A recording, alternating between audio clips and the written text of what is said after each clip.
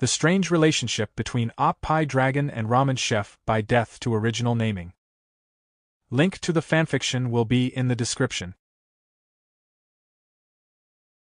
My stomach growls to show its hunger just as my latest client happily closes his door. I rub my stomach as a wave of hunger spreads through my body and was about to summon a teleportation circle to bring me back to the clubroom when I remember that there is no more snacks waiting for me there. With that thought in mind, I descend the flight of stairs and walk to the market area that is nearby. I probably could have waited until after I've made the report to my king that I have finished my mission, but the red-haired devil was never one to hold on to strict rules. A little violation now wouldn't cause me much trouble. Like that, I wander through the marketplace, looking around for a convenience store of sorts to buy some snacks from, or maybe a shop that might have something appetizing to eat. I have never been in this particular part of town before since my apartment is on the other side of Kuo Academy's middle school division. My stomach growls once more and I decide that I must hurry. I tilt my head slightly higher than normal to take small sniffs of the air. I facilitated any strong smells from the weaker ones as well as differentiate any good smell from the bad ones. After a moment, my eyes widen a bit as I caught onto a most delectable scent. It is spicy yet mild, strong yet subtle, salty yet sweet, and so much more. As I wander towards the smell after locking onto the scent, it leads me to what looks like a run-of-the-mill ramen shop. The shop has nothing special looking about itself for such a wonderful smelling concoction to resides within, but I trust my nose and my nose tells me to go in. I reach for the door and walk into the ramen shop, Uzumaki Ramen. The inside of the shop is as generic as the outside. There are tables lined up efficiently to make enough room for the customers and anyone walking in between. There is a counter in the right-hand side that leads to some stairs and the kitchen area. There is a potted plant somehow thriving in the corner with no sunlight reaching it. Overall, everything about this place is about as generic as it can get. Well, except for a certain table near the end of the shop. The table is close to the only television in the room, a surprisingly big one at that, and it was moved out of symmetry with all the other tables. Residing in it is a strange group of people. The first and most noticeable is an old teen with golden hair.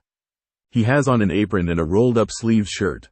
In his hands is a game remote and on his face was a scowl aimed at the television. Next to him is the second most noticeable person, a girl that looks to be in her late teens as well with flowing silver hair. The girl has on the same apron as the golden-haired boy and a serene smile on her face as she sips her tea. To the girl's right is yet another teen, though this one looks a bit younger. Perhaps the same age as the knight of my group. The brunette boy has on the same uniform as well. What a coincidence. The younger teen is scratching his head with a pencil as he works on a stack of paper on his side of the desk while sometimes glancing at the blonde teen and saying some things before returning to work. Did the high school division of Kuo Academy give out that much homework? I do not remember the knight doing so much paperwork. On the opposite side of the brunette teen is a middle-aged man reading a newspaper, though his presence seems to be strange. He is human, but at the same time, he seems like a human replicating a human. The man smells like a human, looks like a human and seems to be, in all sense of the word, human. Yet the word human does not fit him. I blink as the man slowly turns towards me and any further thought leaves my mind. I gently close the door only for the bell on top to jingle and get the table's occupants to notice me. The golden-haired teen stands up and gently pushes the silver-haired girl down with a smile as she too made to stand up. He walks towards the door with a professional smile and ushers me to a seat before asking me for my orders. I look at him for a stretched moment while trying to decide what flavor that delicious smell could be when something in the teen's eyes flashes and he grins, making some extremely light marks on his cheek become more apparent. He tells me that he knows exactly what I would like and went to the kitchen before I could get a chance to say anything. As I waited, I take a look at the table again to see that everyone returned to doing what they were doing before the blonde got up. Though, the face the silver-haired girl is making as she tries the game is quite amusing. 5 minutes later, the blonde returns with a steaming bowl of ramen and a glass of water. I gulp loudly as the teen sets down the bowl and immediately digs in as his hand leaves. The ramen is beyond any doubt of the word, delicious. Everything about it is perfect because it literally has everything that could make it perfect. The broth, the condiments, the very noodles itself, all of it is without doubt, delicious. By the time I become aware of myself again, the bowl laid empty before me and the blonde was coming back with another bowl. I somehow managed to thank the blonde in between bites, probably. After that bowl is demolished, one jump onto another, and then another. It is by the end of the sixth bowl that one had to consciously stop myself from eating more. Because it is so perfect, the ramen is probably pricey and I only have so much pocket money. Taking the last gulp of the broth, I stare solemnly at the bowl before standing up and walking to the cash register. As he rings up the amount due, I asks him what the name of the ramen was and he answers, Kitsune Special, while giving me a vulpine grin. I blink in surprise at the name and looks at his face before internally admitting that name does fit the dish, since its chef has such a smile. He gives me my receipt and I stare at it for a prolonged moment before looking back up and giving him a questioning look. The price is surprisingly cheap. He wrinkles one of his brows and asks if something was wrong, to which I shook my head and reached to take out my wallet.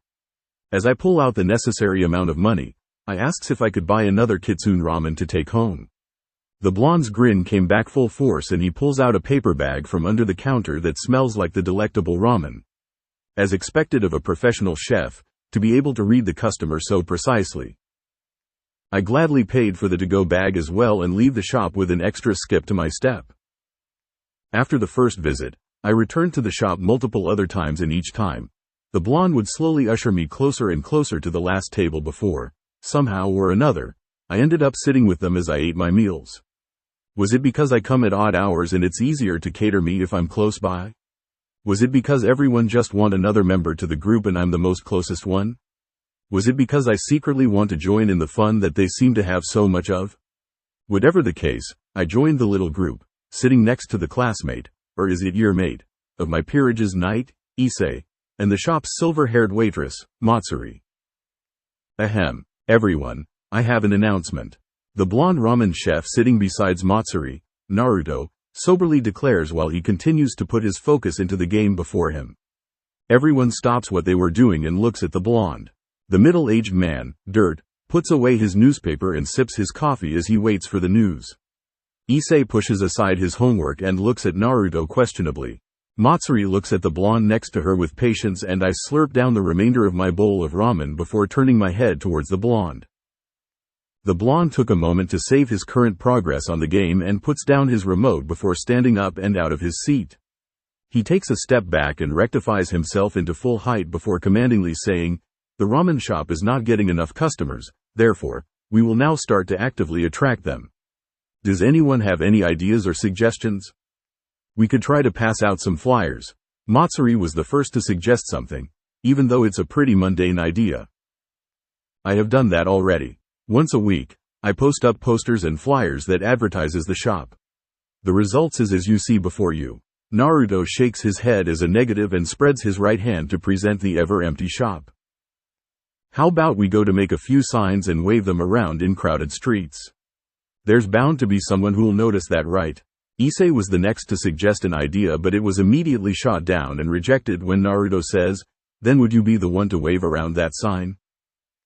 Another moment passed and finally, I come up with the most logical idea for getting attention. Commercial advertisement. That could work. I've got a friend in the commercial industry that I could call for an open slot, but then, we are missing the filming equipments. Naruto contemplated the idea and confirmed that it's doable, but he's also missing some items. It is at this point that Dirt enters the conversation by slamming a thick suitcase onto the table. "Well, would you look at that? My company just so happened to have been making some portable and efficient filming devices and they gave some to me to test it out as a trial run." The middle-aged man opens up his suitcase to behold brand new, shiny devices. Good job, Dirt. Well then, let's go guys. I want to finish this by the end of today. Deciding that making a commercial is the plan to take, Naruto pulls out a notebook and starts writing something before walking out the door. The sign was a good idea too. Issei sulks as he puts his homework into his backpack and leaves it sitting next to the television stand before following after Naruto. Dirt closes his suitcase and glides out of the shop while sipping his coffee. Wait. We must close the shop up first, Naruto-sama. Matsuri quickly turns off the stoves, pushes in the chairs and cleans up the mess that has been made that day in record speed before grabbing a handbag from behind the counter and follows the group out. I quietly stand at the entrance, not exactly sure what to do before Matsuri grabs my hand and jogs to catch up to the group. The silver-haired girl gives me a small smile when I give her a questioning look. It was a smile that says, "Please go along with it." At a random park. It took 10 minutes for the group to make it to the park where Naruto wanted to do the filming, another 5 minutes for everyone to get their lines, and a last 5 minutes to get everyone into the costumes of their roles, which dubiously came from Matsuri's handbag. Naruto's 10-minute masterpiece, which he wrote while making it to the park, is a 1-minute video about a villain, Dirty Instant Ramen, aka Dirt, wearing a cape that's held together by a bag of instant ramen, trying to rule the world with instant ramen. To do so, he must defeat the hero of homemade ramen, Ramen Rider Red, aka Issei, wearing a bra on his head and a visor plus armors made out of noodle flour. A fight occurs, and as Ramen Rider Red is about to be defeated, he is saved by the hero of store-made ramen, Uzumaki Ramenyan, aka me, wearing a pair of white cat ears and a Naruto-maki hair clip. Together, Ramen and Ramenyan defeats Dirty and saves the world from instant ramen-induced apocalypse.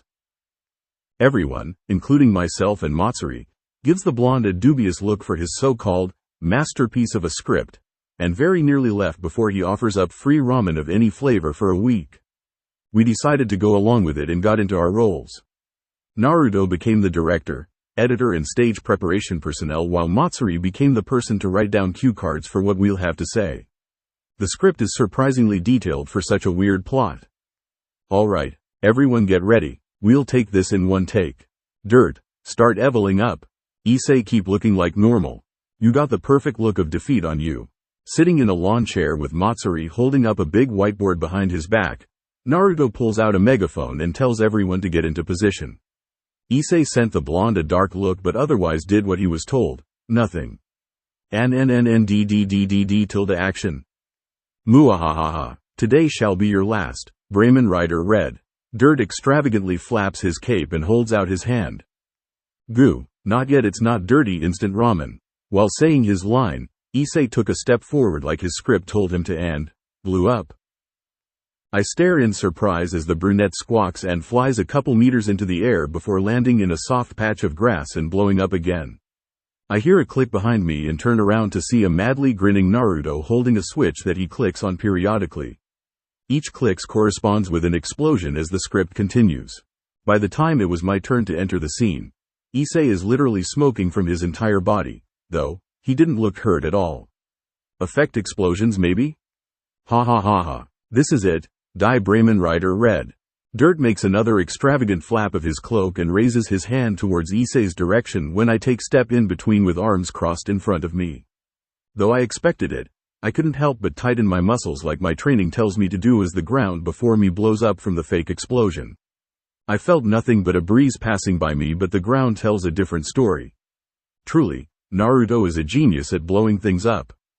Stop. As the smokescreen dramatically gets blown away by a random breeze, I am shown to be gallantly standing before a heavy-breathing and smoking Issei.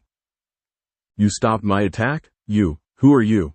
Dirt's cape starts draping itself over him as he scowls at me and Issei. Uzumaki Ramenyan, lightly blushing at the weird name I'm calling myself, I lean back into my boxing stance and await the next scene. No, it couldn't be. The Uzumaki Ramenyan of XXX Street on the corner of XXX, whose phone number is XXXXXX4X and is open for business at the convenient hours of 6 a.m. to 8 p.m. Dirt takes a horrified step backwards and says his lines perfectly without breaking facade. Even I was struggling to look at him directly without giggling. From behind me gave a loud snort and starts rolling around on the ground laughing loudly. Yes, failing at keeping my voice from quivering, I said my lines and actually thanked Naruto for giving me one-word dialogues. Ku, even you shall not stop me from my plans. Dirt screams aloud and charges. I pushed forward and met the surprisingly agile man in combat. Issei finally gets up from laughing and joins the fray a minute afterwards, turning the artistic sequence of blocking, dodging and attacking into an all-out brawl. I couldn't help but giggle very quietly when Naruto, with his vulpine grin, blew us up and joins in himself after screaming, "Cut," into his megaphone. The rest of the afternoon was spent on us dragging each other back to the shop. Only Issei needed the dragging really, and letting Matsuri bandage any scratches we might have had earned. Naruto allowed us exclusive views of the final draft a few days later, and instead of being a commercial, it turned into a full-length video called Ramen Days that Naruto posted up on MeTube for fun. It turned out to be surprisingly popular, as I found out later when my classmates starts pestering me to make more. Naruto and I also got more clients out of the deal as well, so it was a win-win situation. The clubroom is closed today due to Rias having to go to hell to meet her parents. Akeno joined her in the trip and Kiba went out of town to do something. Therefore, since I have nothing to do, I decided to go to the place where I've recently took up to loitering in, Uzumaki Ramen. As I leave the middle school division and got to the high school divisions, where the gates are closer to the marketplace than the middle school divisions, I see a familiar head of brown hair among two others. I curiously stalk closer and see that it definitely is Issei, though he is busy doing something with two of his classmates. Not wanting to bother them but also curious as to what he's doing, I hid behind a nearby tree and watch from the shadows. The trio quickly paced to a certain point at the school building before walking to a window in the wall and tiptoed themselves up to look into. With my enhanced senses, I picked up the noise of giggling, very perverse giggling, and I immediately figured out what the trio was doing. Issei-senpai, pervert. I deadpan to myself, and without looking any further into this event, I walk off and follow the path that I had been taking before. A few moments later, I hear the screams of many angry girls, the smacks and thuds of shinais on skin, and 3 differently pitched shrieks of agony. I smile a bit when I finally figure out why Issei sometimes would limp or have a bruise on his face. As I make it to the front of the high school division's building, I caught sight of another familiar head of hair. This one, however, is longer and far too styled to be the same as the one in my memory. It must be a coincidence. The closer I walk towards the figure, though, the more unsure I become of myself. The person that I am looking at is without a doubt Naruto, but at the same time, this person cannot be Naruto. The reason? Naruto Uzumaki is a male and this person is strictly female. From looks to smell to the very pheromone this person reeks of, she is without doubt female.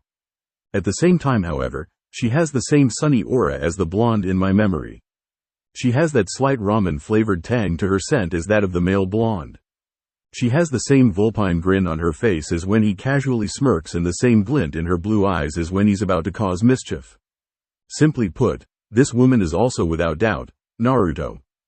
I pause a few steps behind the woman as I confusedly decide on her identity. As if she could sense me, the woman turns around as she looks up from the stack of papers she was grinning at. She has on a momentary look of questioning before her grin returns with a vengeance, aimed at me. Yo, Ramenyan-chan, what are you doing here? A little far off from the middle school side, don't you think? I twitch my ears at the name and give him a glare. Only Naruto actually calls me that, and he only does it to poke fun of me. I decide that since today was the last day that the video deal is in effect, that I am going to eat him out of his business. Aw, don't be like that, Tilda, it's a cute nickname. They even made a fan club page dedicated to you, Tilda. The blonde jokingly waves off my glare and tell me something I did not know, nor is it something I want to know. Now I understand what those strange looks my clients give me are for. They were part of my fan club. I would have thanked God for those contractee having some common sense and decency if she were not a devil. Oh, you didn't know about the fan club? Well, now you do. Ha ha ha ha ha. The blonde walks over and pats me on my head. I glare at him but didn't attempt to escape. If there was anything I learned about the blonde, it's that he's very good at head petting, well, that and making ramen. As I indulge myself, my glare turns into an inquisitive look and the blonde notices immediately. Why am I at school? I nodded my head in confirmation. Well, I sort of work here. In fact, Matsuri and Dirt also works here as well. We're also students too. Ha ha ha ha. My brows only scrunches up more in questioning.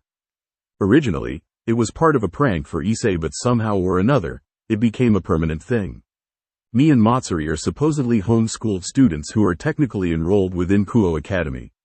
We, including Dirt, are also substitute teachers whenever they need an extra hand as well.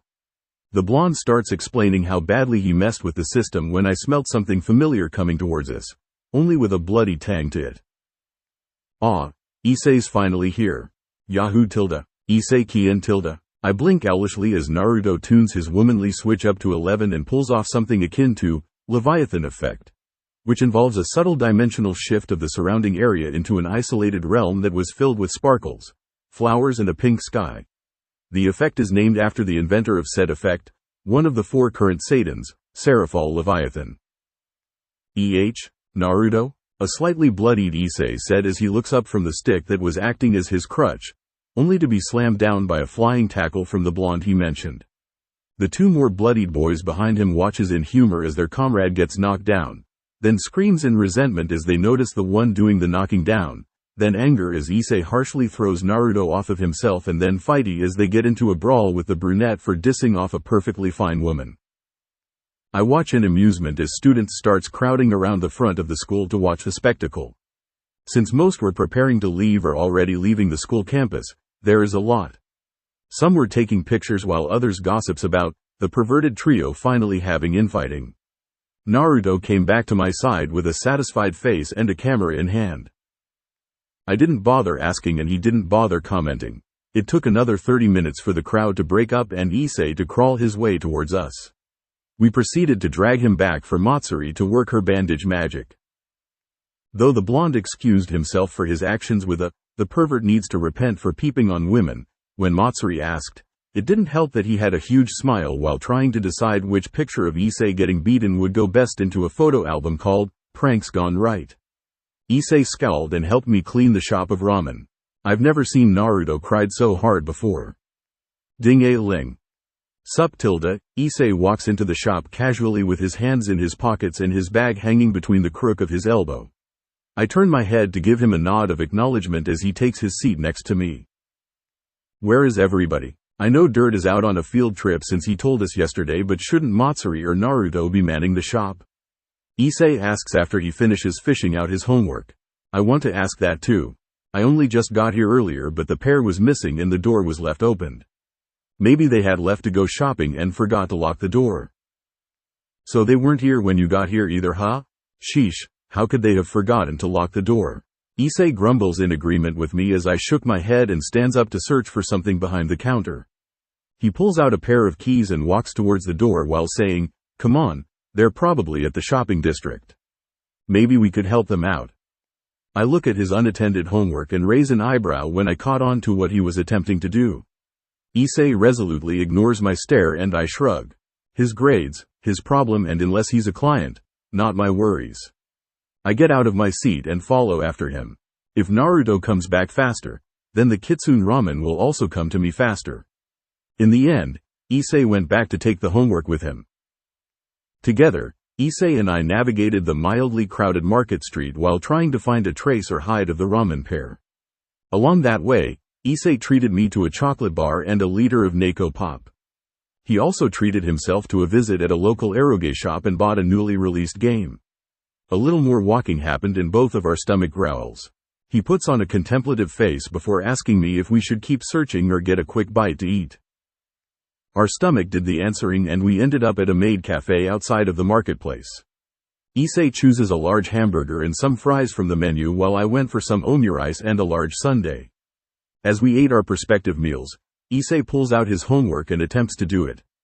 I got curious and scooted over with my large sundae to see what it was that he's doing since I might have seen it worked out with Kiba already. The end results involved the both of us clutching our heads in despair, though, for completely different reasons. I just got a minor brain freeze in my case. It was at this moment that one of my clients decides to show up in the shop and spots me. He comes over to say hi and sees the stack of homework before offering up help. I nodded when Issei cried out tears of joy. For such a seedy-looking man, my client was surprisingly efficient at teaching Issei his materials. Even I, who is a grade below, understood it rather easily. After my client was done explaining, he gets up and leaves with a wide smile while saying, "Enjoy the rest of your date, Ramenian-san tilde." I twitch at the nickname and glare at him while deciding to charge extra the next time he summons me. Issei quirks his eyebrow at the word date but shrugs indifferently and stuffs his finished homework into his bag. We meander back into the marketplace and decides to ask a random stall owner if he's seen the pair. After buying 4 bags full of fruit, the stall owner gives us news that Naruto challenged a visiting curry guru from India a few hours back. The stage was set at the artificial riverbank that's a 5 minutes walk from here. The store owner waves us off and tells us that if we hurry, we might just catch them. With a nod to each other, we quickly ran to the location. It was not particularly hard to find because apparently, the match attracted quite some attention. There is a small crowd of observing people circling the bank. Most are sitting on the grass slope. The ground area has 5 noticeable people. The first 2 is at the kitchen area efficiently moving around so quickly, they were leaving after images. One is the person that we've been looking for, Naruto, while the other is a lean but well-muscled half-naked Indian man with white eyes. Behind the kitchen area, near the slopes, is a giant golden gong and a table that seated the other person we were looking for, Matsuri, doing play-by-play commentary for the crowd. In front of the kitchen area, with their backs to the river, were 3 people sitting at a judging station, completed with their own electronic scoring board. Issei sighs in exasperation as he palms his face and walks down the slope towards Matsuri's direction. I quirk an eyebrow at the scene and follow after the brunette. Matsuri seems to notice us as she gives us a quick smile and pats the 2 chairs waiting next to her sides. We both took a seat, Issei on the left and me on the right, before she continues commenting. Issei shrugs and pulls up a microphone to help the comment session as well. I started feeling a little left out and pulled one towards my side to join in. I didn't say much, but it's the thoughts that count. As the match continues to the finale, both combatants closes their pots at the same time and starts glaring each other down. Why are they staring at each other? This is the most important match in the long series of their battles, Issei-kun, the match of wills. Match of wills? Yes, using their cooking spirits, both chefs enter spirit combat where they do back and forth combat to defend their cooking. The match is split into 4 mini-matches. Whomever makes it to 4 points first wins and gets a slight blessing of taste from the cooking gods. Oi, that's basically the rules to tennis. 15 Love, Naruto. You mean he's winning? How can you tell? After the match of will, which the guru won by a turnover attack, both contestants shook hands and went to their pots to finalize their dishes to bring to the judges. Naruto took out 3 bowls filled with handmade ramen noodles and ladled some of his curry onto it, while the guru took out 3 plates of plain white rice which he ladles his curry on.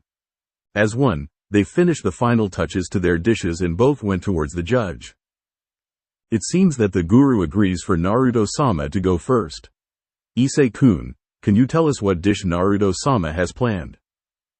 He wrote down coffee curry ramen. In one line, by the way, with no commas. Eccentric. It truly is. After a year of riddling through his debts, Naruto-sama has mastered the art of replacement so well that he can easily make anything out of anything as long as it involves the word ramen. I'm pretty sure that's not a good thing. Points, Naruto 24.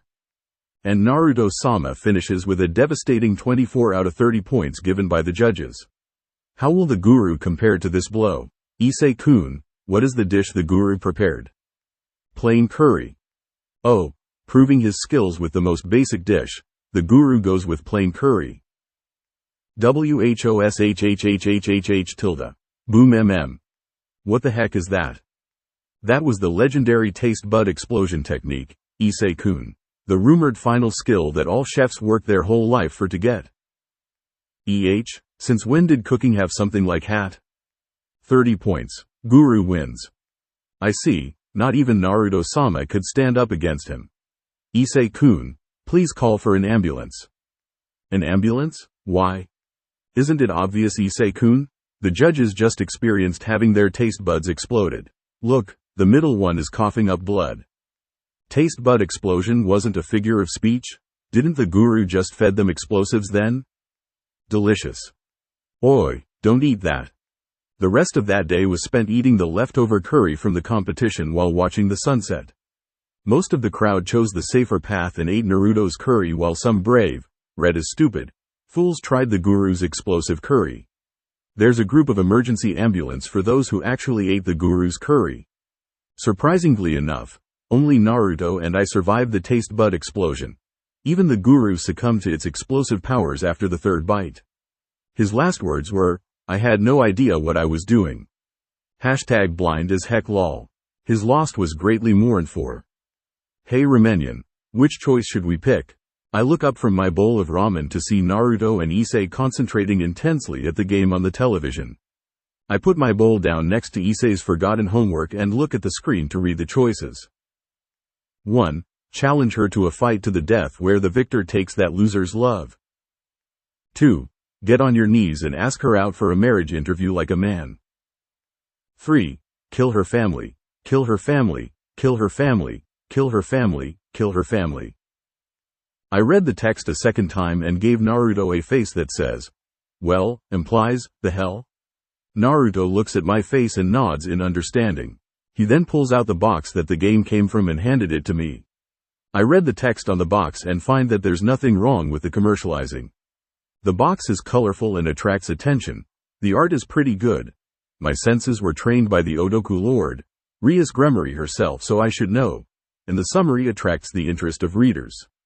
Overall, there's nothing about this game that implies whatever those options on the television count as. Again, Naruto nods in understanding and says, "I know exactly what you're thinking. The company that created this game is completely sane and normal, but the problem is one of their writers. For some reason, the Tsunere route that this company lets out is written by the same madman time after time.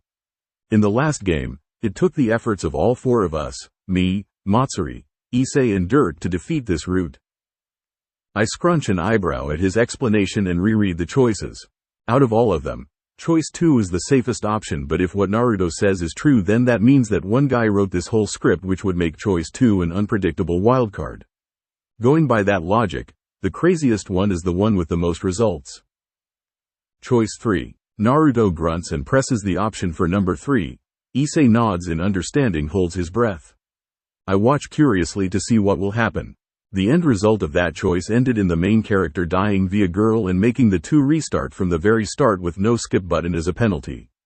Both Naruto and Issei screams, "Damn Tsunere," in impotent rage. I quirk my eyebrow and continue eating my ramen bowl. I memorize the name of the game and took note to ask my crimson-haired king about it when she comes back from her trip to hell. She might know how to beat the game. Naruto curses aloud and I curiously gave the television a glance to see that the game turned from a dialogue playthrough to a beat-them-up action RPG. Really? This is what accounts for love these days in the gaming industry. It looks interesting though, so maybe I can ask Naruto if I could have a turn at playing. The rest of that day was spent with us playing games and cursing out the game developers. Honestly, this is coming from a real-life devil here. The Tsunere route is really screwed up. Even more so than most of the stray devils that Rias had them fight as training. Those devils are like small onus compared to the amount of insanity the writer shoved into half of this route. Alright, cast of Ramen Days, we're making a music video.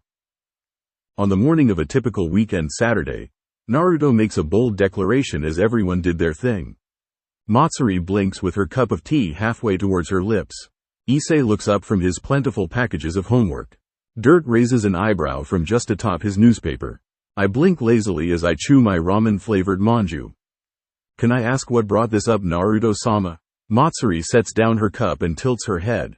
Naruto nods and says, "The management of MeTube seems to like the video so much, they contacted me and see if I can make more, or if not, sell them the rights to the idea so that they could branch off into their own series.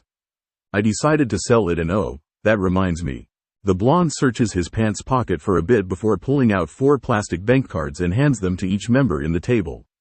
"Here, take this. It has the amount that the video was sold for divided by 4. It's quite a sum even when split. Now then, where was I?" "You sold the video," Issei offhandedly says as he checks out the snazzy new debit card in his hand. His face grinning like mad when he comes up ideas on how to spend the money. I have no doubt that he's planning on spending it on questionable magazines and games. Right, so as I sold the video, one of the guys asks if I could make a theme song for the Ramen Days series. So yeah, who's good at singing? Naruto blandly finishes as he pulls out the video recorder Dirt left at the ramen shop from the last shooting. Everyone at the table stare at each other before shrugging and gets up from their seats to get ready. After 5 minutes of clearing up each of their respective mess, the crew shuffles out the door almost lethargically. We walk to the park of the last filming without much small talk as the sun satirizes our skin with good old skin cancer rays. Once we got there, Issei asks what Naruto is planning on doing and the blonde responds with a cryptic, random actiony things that'll be thrown together with a snazzy beat and a good singer. I took a moment to process the blonde's words and decided that Naruto has no idea what the heck he's gonna do either. You have no idea what to do. Issei thought the same and states it aloud. The blonde puts on a nervous smile while whistling and looking into the far-off sky. Issei sighs and drops back first into the grass with his eyes close. Dirt laughs and sat down by his left side. I sat down by his right side and together, we watched the clouds go by as Naruto tries to come up with something coherent. He gives up a while after and watches the clouds with us, next to me and with Matsuri by his side. We stayed like that for the rest of the morning till late afternoon. Eventually, we got up and returned to the ramen shop where we spent the rest of the day lazing around and playing video games. On the plus side, I actually helped them finish the Tsunere route. I still question the route creator's mentality, seeing as the quickest way to getting a good ending is greet by fist to face, challenge her to a fight to the death where the victor takes that loser's love, spare her and take the hands of the boy she likes, kill his family, kill his family, kill his family, kill his family, flaming burritos. Venom doesn't kill me that quickly. I can't live without you. Die.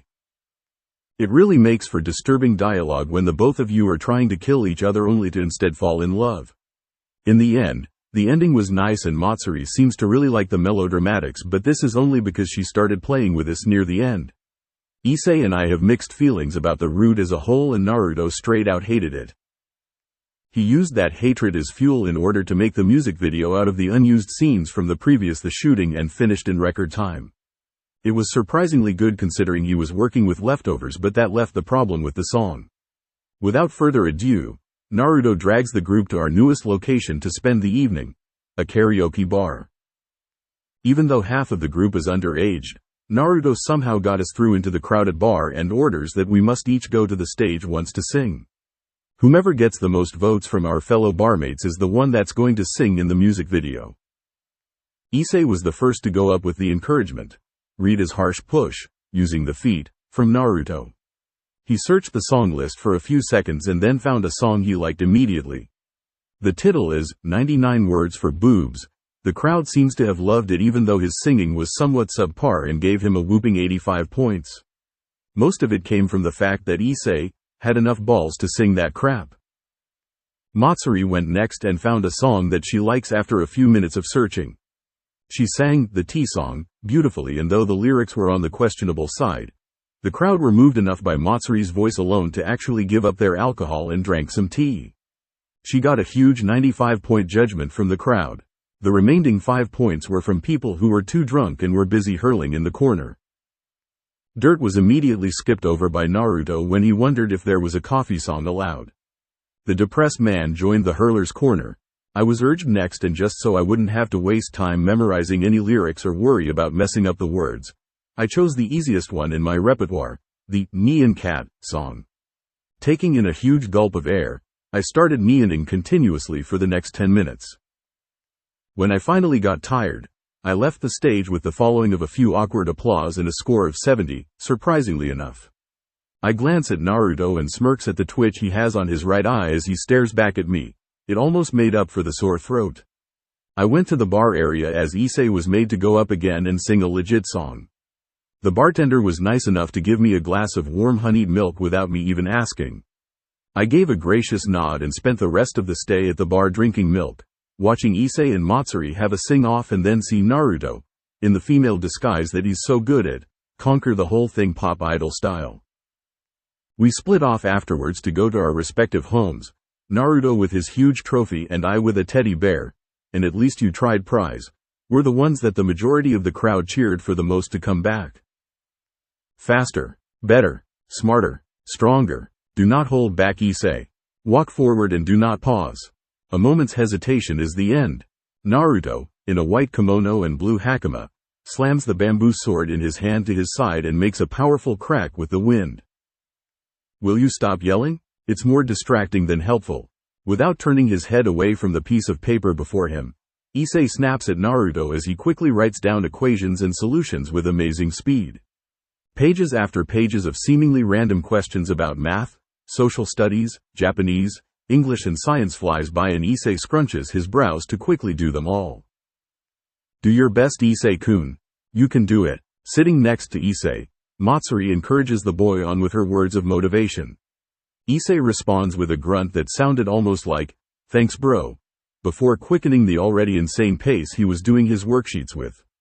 A vein becomes visible on his forehead, under the headband with a rising sun on it, and his eyes becoming slightly more bloodshot. Subject is experiencing the after effects of coffee distribution injection. A new dose if black coffee is now ready for injection. This will only sting for a bit, Issei-kun. Dirt taps the tip of the needle in his hand twice and then quickly shoves it into the brunette's shoulder with no prior warning. Just as quickly as he shoved it in, Dirt injects the black concoction within the needle into Issei's vein and pulls out before bandaging the wound with expert skills. For a brief moment, Issei stops moving altogether. His breath cuts short and his eyes dilate into almost pure whiteness before he returns to normal and continues at his previous assault on the packages of worksheets. In between page flipping, he gives Dirt an evil glare and says, "Stop doing that. I feel like I'm losing a year of my life whenever you shove that into my system." Ha ha ha ha. It's nothing as drastic as that at all, Issei-kun. It's only a week or two, maybe a month at most that you're losing. The middle-aged man laughs off Issei's evil eye and sips his coffee. You mean I'm really dying? Issei almost stops to look at the man in horror, almost. Focus, Issei. No hesitation allowed. Naruto slams his bamboo sword into the brunette's head in a well-placed motion that reminiscent to what his old toad teacher did to him when he learned sage art. Amazingly enough, it works pretty well. I silently watch the group as they continued their review session. It's fascinating to see a normal human work at a speed that would be enviable even to magic users. Then again, it might have had something to do with the drugs that Dirt is pushing into his body. That stuff cannot be healthy. As the boy finally finishes the last of his worksheets and hands them over to Matsuri, he collapses in exhaustion. I tilt my head and sedately walk over to his prone body to nudge it while the others are busy organizing the mess of pages. I stare at his snoring form and use my enhanced senses to check if he was all right. Aside from the strong smell of coffee, he at least smelled like he is going to live. I nodded and walk over to the others who have started grading the papers. I stared for a bit before Naruto caught the hint and hands me a package, an answer sheet and a highlighter. I took it and sat next to him to start grading Issei's fake final exam. Unsurprisingly, I didn't need to use the highlighter that much, or at all. The math test's result is 100%. He only had one problem where he had to make a guess, but he narrowed it down to the right choices and got the right guess. I guess this is only to be expected of the one whom Kiba had, in the passing, called a genius pervert first year, who got such a high score on a test that is far harder than the mandated average, as per set by Kuo Academy's standards. But really, I know the truth of the matter. Issei is nowhere near being a genius. He just happens to work more efficiently than others of his peer. With the daily doses of homework packages from Naruto, help from Dirt and Matsuri and a lot of encouragement, again, from Naruto, Issei has a better study plan than even a third-year student, theoretically. He's no genius by any stretch of the word, but he's a hard worker. Naruto seems to agree with a merry grin as everyone finishes grading and hands him their results. Theoretically, he would have made a total of 500, the perfect score and 7 points higher than the current rank one of his year, Momo Hanakai, from her previous test. The blonde pats the unconscious brunette's shoulder lightly as a show of approval and tells Matsuri to prepare the guest futon. I gave a long yawn and looks at the clock that reads 11:30. Supposedly, this is a lot earlier than the previous attempt to cram things into Issei's mind. Once the bedding is secured, Dirt takes Issei to the rightmost futon and left him there before taking his own mattress next to the teen. Matsuri and I took the two leftmost futons and slept, leaving the middle one for Naruto. I cautiously angle a watchful stare at the blonde as he pulls out a laptop and types away at it. The smile on his face tells me something foreboding. Morning the next day. I'm late. Equipped with a piece of buttered toast in his mouth, Issei rushes out of the ramen shop calculating that if he runs straight to school now, He'll barely make it in time. Good luck, Issei-kun, Matsuri calls out after the boy as he runs off. He gave a backhand wave in return to show his acknowledgement. Ya www. I gave a mouth-gaping yawn as I rub my eyes and try to straighten the tie on my neck. I know that I am also late for my own class, but I'm not that much of a morning person.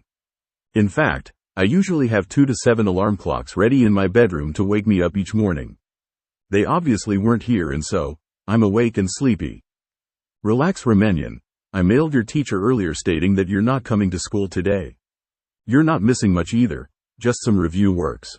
Naruto pats my head as he walks by with a bowl of morning ramen. I blink drowsily at him and process his words. Blearily, I follow him to the table and sit in my usual seat. Matsuri brings me a cup of fresh orange juice and a bowl of cereal a while after. I thank her as she took her seat next to Naruto before lazily scooping the meal to my mouth. So what's the plan this time? Classic teacher student support staff? Dirt sips his coffee and asks Naruto. Yes, that is the plan that we're most consistent with. We will leave in 10 minutes by car and make it there before Issei. It should give us enough time to go to step 2 of the operation. Naruto nods and hands everyone in the table a folder. I look at mine and reads, Watcher, Brain. Naruto had the same one as well, while Matsuri had one that's labeled, Student. I turn to Naruto with a questioning stare and he gives me a grin while holding up a camouflage suit around my size. I blink. Kuo Academy.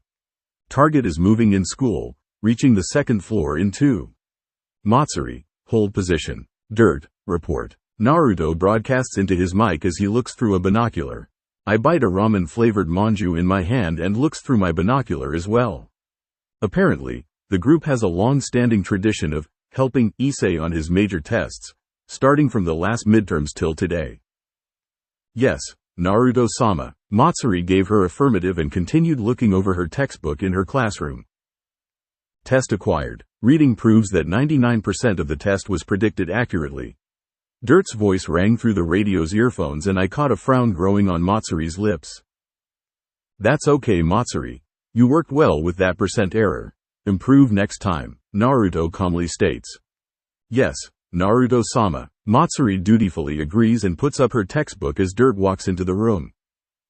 Here, I voice myself moments before Issei rushes into the classroom, sweating and out of breath, and jumps into his seat next to Matsuri.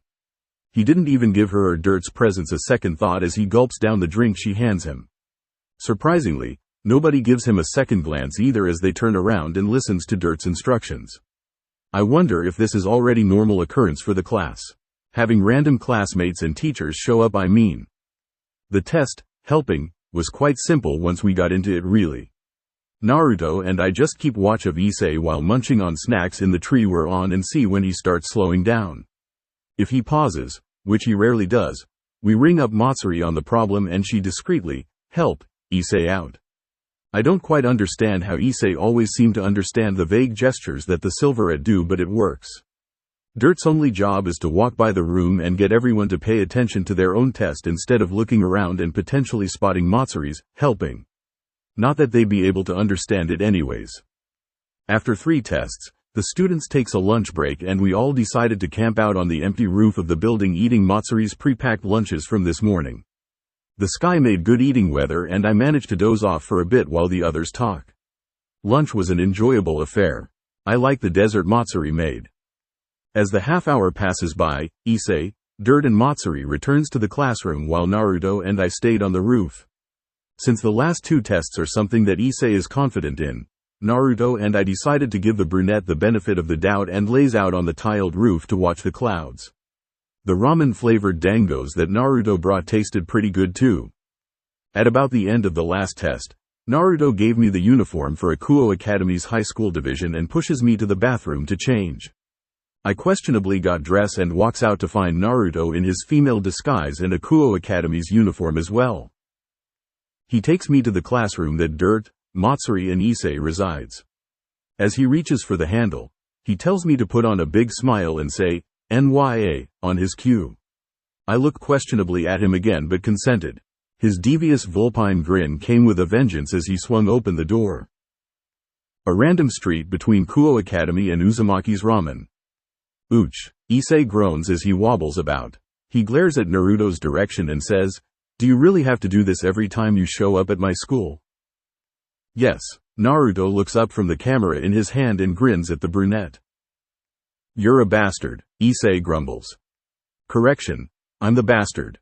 Naruto wiggles his brows and references to something obscure he found on the internet. Now Naruto-san, we shouldn't jab at Issei-kun for defending the honors of his beloved ladies. Dirt grins from behind the group and takes a jab at Issei. "I'm sure that if you had explained it calmly, you could have got away with a few less bruises." Matsuri calmly says as she gives Naruto and Dirt a reprimanding glare.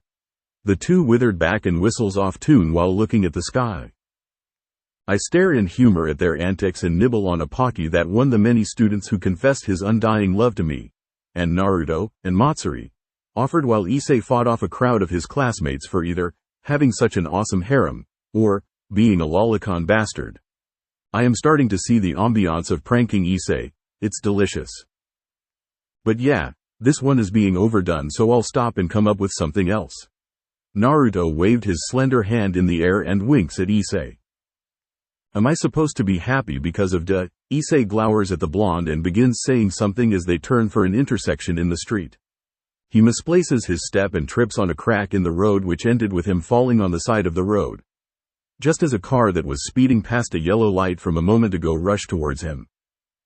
My eyes grow wide as I hear the honking of the car in my ear, and I made to quickly run towards the brunette, fully intending on stopping the car with my body. Even with my natural speed though, I could see that I would be too late to help. I was too late from the start.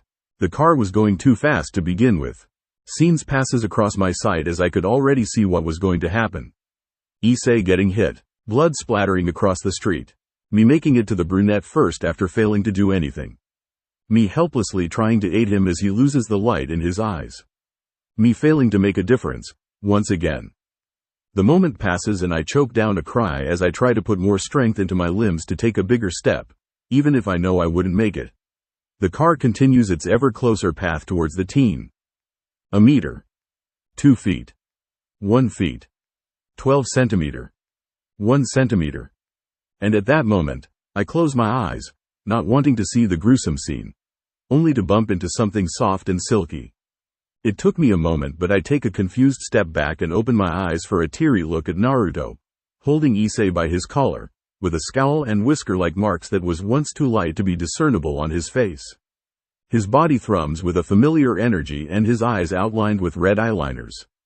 His pupil a mix of red and yellow with a cross as his irides. Another image overlaps him for a moment and I take a choked, horrified gasp. Naruto's hair took on a black hue, his uniform turning into a shortened black kimono, his scowl turning into a playful grin and his pupils into slitted cat eyes. Naruto used senjutsu. Well, I guess I can make it home from here. Thanks for the help earlier, Naruto. In the setting sun in front of Uzumaki Ramen, a pale Issei Hyodo attempts to give his group of friends a cheery grin as he walks off on unsteady legs. It looked more like a grimace than anything else. Are you sure you want to walk home by yourself? I'd be glad to keep you company. Naruto scrunches his eyebrow in a show of worry and offers help. The brunette shakes his head in negative and says no thanks before marching off slowly.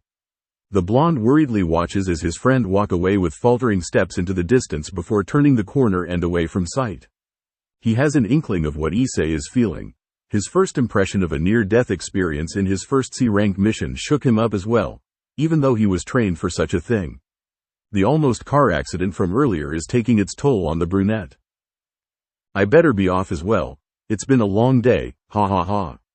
Dirt tries to lighten the atmosphere with his laughter, but it came out rather strained sounding. He walks off in another direction as Naruto watches his back with narrowed eyes and a small frown. I'll go buy some ingredients for tonight's dinner. Would you like anything in particular, Naruto-sama? Matsuri turns her step towards the fresh produce open stalls area and asks the blonde for suggestions. Naruto shrugs his shoulders and says, anything's fine, just buy a lot of extra. Besides Ramenyan-chan here, I feel like we might get a few more guests coming in for dinner. Matsuri smiles sweetly and lightly bows her head towards the blonde before walking off to procure ingredients. As she gets out of sight, Naruto turns towards the shop's entrance while fishing his pants for the shop's keys. He unlocks the door and walks in before stopping to beckon the hesitant middle schooler behind him to follow. Kaneko bites her lips lightly in thought and proceeds to follow the one whom she has recently come to consider a friend. She follows him into the shop and is led up the flight of stairs to his and Matsuri's room. She follows his invite for her to take a seat at the low-lying table in the middle of the room and accepts his offer of warm tea. As Kaneko sits silently and drinks the prepared tea, Naruto slowly forms a gudama in the hand that's out of her sight and below the table. Manipulating it for a bit and adding Asura's chakra to it, he slowly raises the newly made sword of Nunoboko and stabs the ceiling. As the roof and walls flicker like static, Naruto pours himself a cup of tea and watches as his surrounding change from a room to a desolate green meadow. Kaneko watches intently as Naruto pulls out a helix, staff, blade, rod, from below the table and impales it into the ceiling. What happened next is beyond what she could understand. She felt the room shifted. Before her eyes, the room changes into a plain with nothing but grass for as far as her eyes could see. The floor of the room and everything on the floor was still with them, but besides those, nothing else is there. The wall is gone, the ceiling is gone, the lower floors is gone, and the very neighborhood is completely gone. She tested to see if it is an illusion, only for her senses to tell her that it's not. The sun's warmth feels too real. The smell of grass is too real. The very minuscule sounds of the grassland bugs is too real. Despite the situation, however, she did not feel panicked. In fact, if anything, she feels calm, at peace. Like the very world is welcoming her presence and is actively making her feel safe. I thought we could use some privacy for our talk.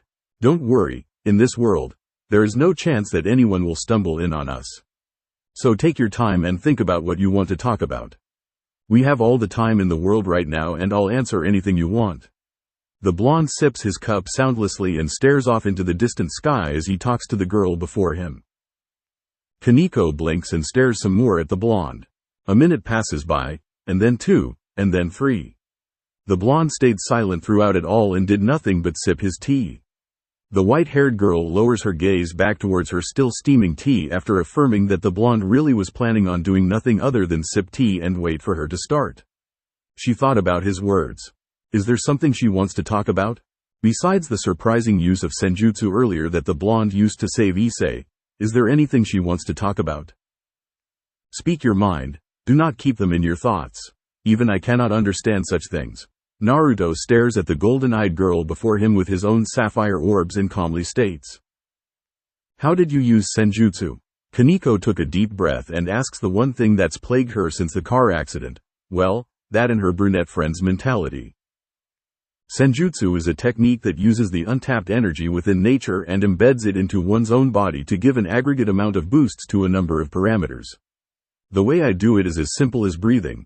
I merely let the energy of nature flow into my body and mixes it with my own internal storage. Does that answer your question? Naruto lists off what he remembers from Old Man Toad Fukasaku and inputs his own experience with the technique to answer the girl. He already knew that this wasn't what she is looking for, but he also didn't know what that is that she is looking for to begin with. No. Kaneko shakes her head at his first attempt at answering her question before deciding to specify it. How did you not fall into insanity? Like my sister. Senjutsu is regulated into the body by using one's inner energy. Out of all known substances that reacts with emotions the most, inner energy lies at the very top of the list. If one's emotions is in turmoil, then the inner energy will be the same. If use of senjutsu is done in this state of turmoil, increase in aggravation might be a result. Because of that, I was taught to use senjutsu after long periods of meditation, which empties my mind of any thought. Starting to understand the white-haired girl's problem a slight bit more, Naruto explains his own experience, though changing a fact here and there and replacing the word chakra with inner energy. Even if senjutsu is also a thing in this world, he has no guarantee that anything else he knows is. No. Once more, the girl gives a baffling shake of her head and argues, senjutsu absorbs the world's malice. How could you ignore that? Unlike my sister. Senjutsu itself is an act of tapping into the latent power of the world. The world itself is not predominantly evil, therefore it has to no malice nor love to entice the users of senjutsu with. As I've stated before, Senjutsu gives a boost towards certain parameters. Emotion is very easily one of these parameters. Naruto puzzlingly looks at the girl before him. Though he measured his words carefully before using them, he's been doing nothing but aggravate her more and more. But that can't be. Kaneko grimaces and looks down, completely covering her eyes from the worried blonde's sight with her bangs. Senjutsu makes you mad. I'm only talking from my experience. Using senjutsu does amplify one's emotions. Though not to a point of insanity. I was definitely more impassioned than I would be otherwise at times in the past.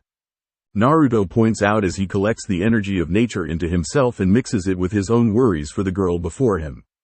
He then leans over the table and pats the girl's lowered head gently, slowly offering the newly created batch of nature chakra that he just made. Kaneko tenses as she feels the touch but relaxes as she feels the familiar warmth. The warmth that, in her memories, her father and mother had bathed her in. The warmth that her sister had tried to give her before the incident. The warmth that Naruto used to save Issei. The warmth of senjutsu, hinted with Naruto's worries and doubts. And this warmth is not evil. A single tear creeps into her eye as she realizes that she knew this.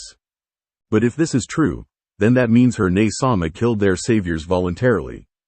Her beloved, kind, caring, affectionate and compassionate sister killed the man who had helped them and abandoned her to death. Why, Ne-sama? So your sister is the cause. Naruto sighs as the resemblance he noticed on the first day of their meeting deepened. This girl, she's similar to Sasuke. He looks at her as a teardrop falls from the shadow of her bangs and sighs mentally. You know, someone else I knew had the same sounding problem.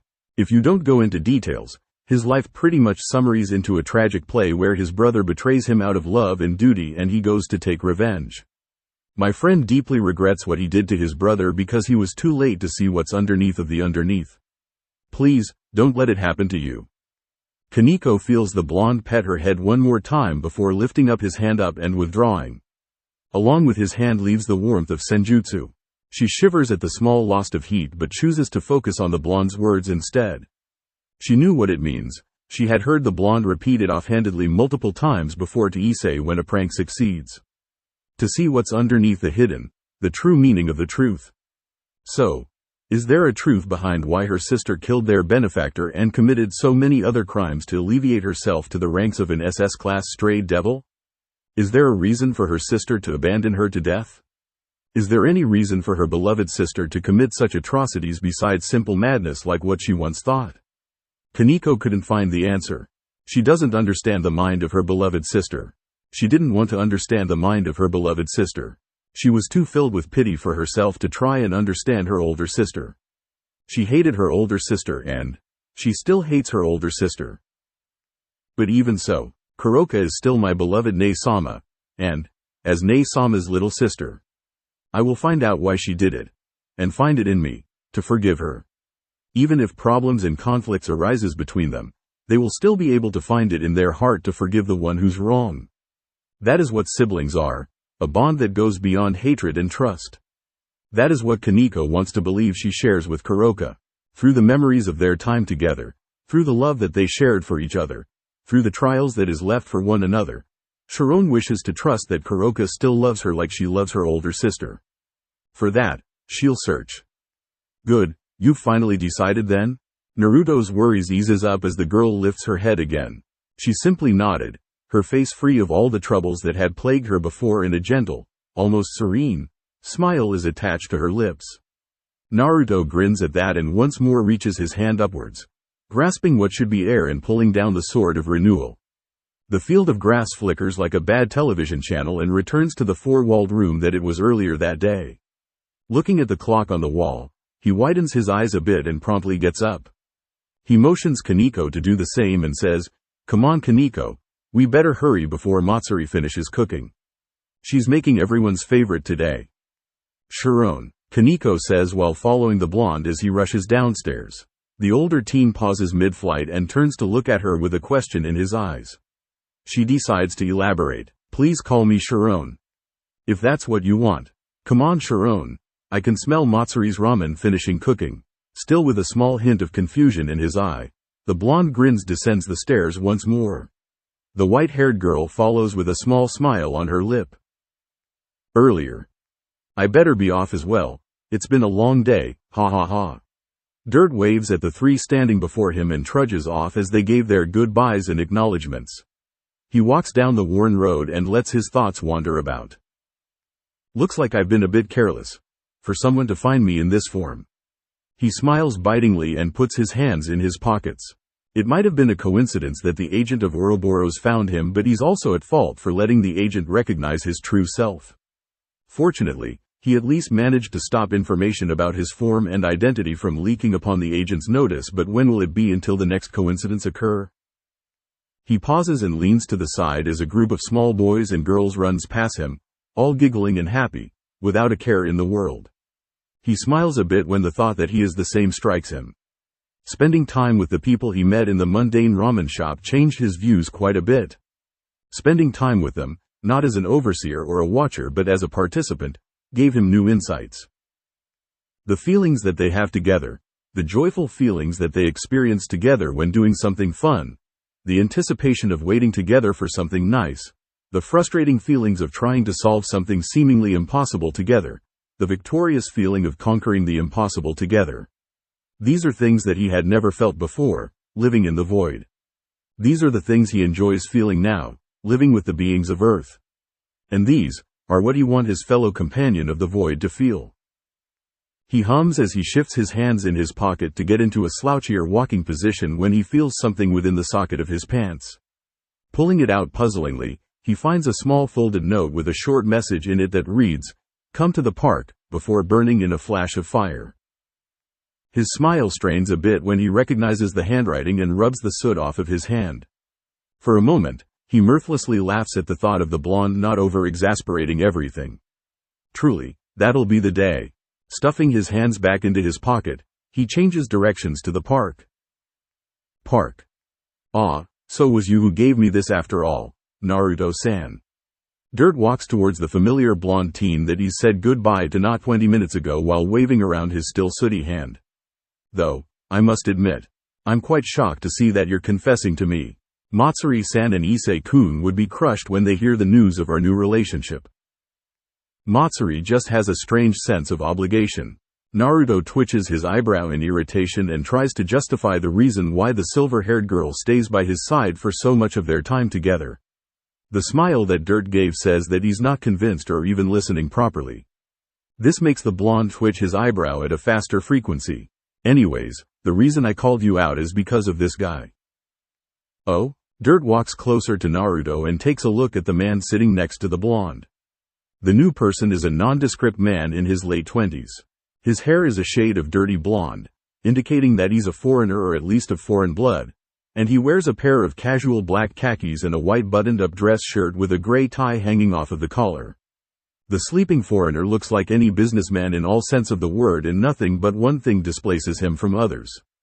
The foreigner has an unusually large, unnatural magic system. Dirt looks to the man's side and back at Naruto. Is this the man that caused our problem earlier?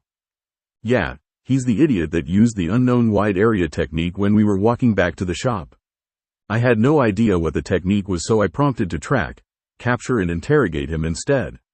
Naruto scowls at the man and gives the foreigner a look that practically screams of his urge to punch the sleeping form. The technique is an illusionary spell of avoidance. The area that is targeted will turn into a field where people without certain levels of magical power will avoid with a vengeance. That's the reason why Issei and that car's driver is affected but not everyone else. Dirt offhandedly says as he sips his cup of coffee and takes a seat to the right of the blonde teen, with the foreign man on the teen's left side. He looks over to the scowling blonde and asks, "So did the interrogation go well?" The interrogation? Oh yeah, that went perfectly well. Scared him so hard, he pissed himself and started talking even before I could question him on anything. Naruto sarcastically tirades to the middle-aged man on his right while waving his left hand in the air as if to shape out the abstract scene. The man next to him raises an eyebrow to ask the silent question, and Naruto sighs before saying, "He began talking the moment I appeared and then fainted. He's been like this ever since." "What did he say?" Dirt inquisitively asks as Naruto slapped the foreigner's cheek in an attempt to wake him up. It didn't work.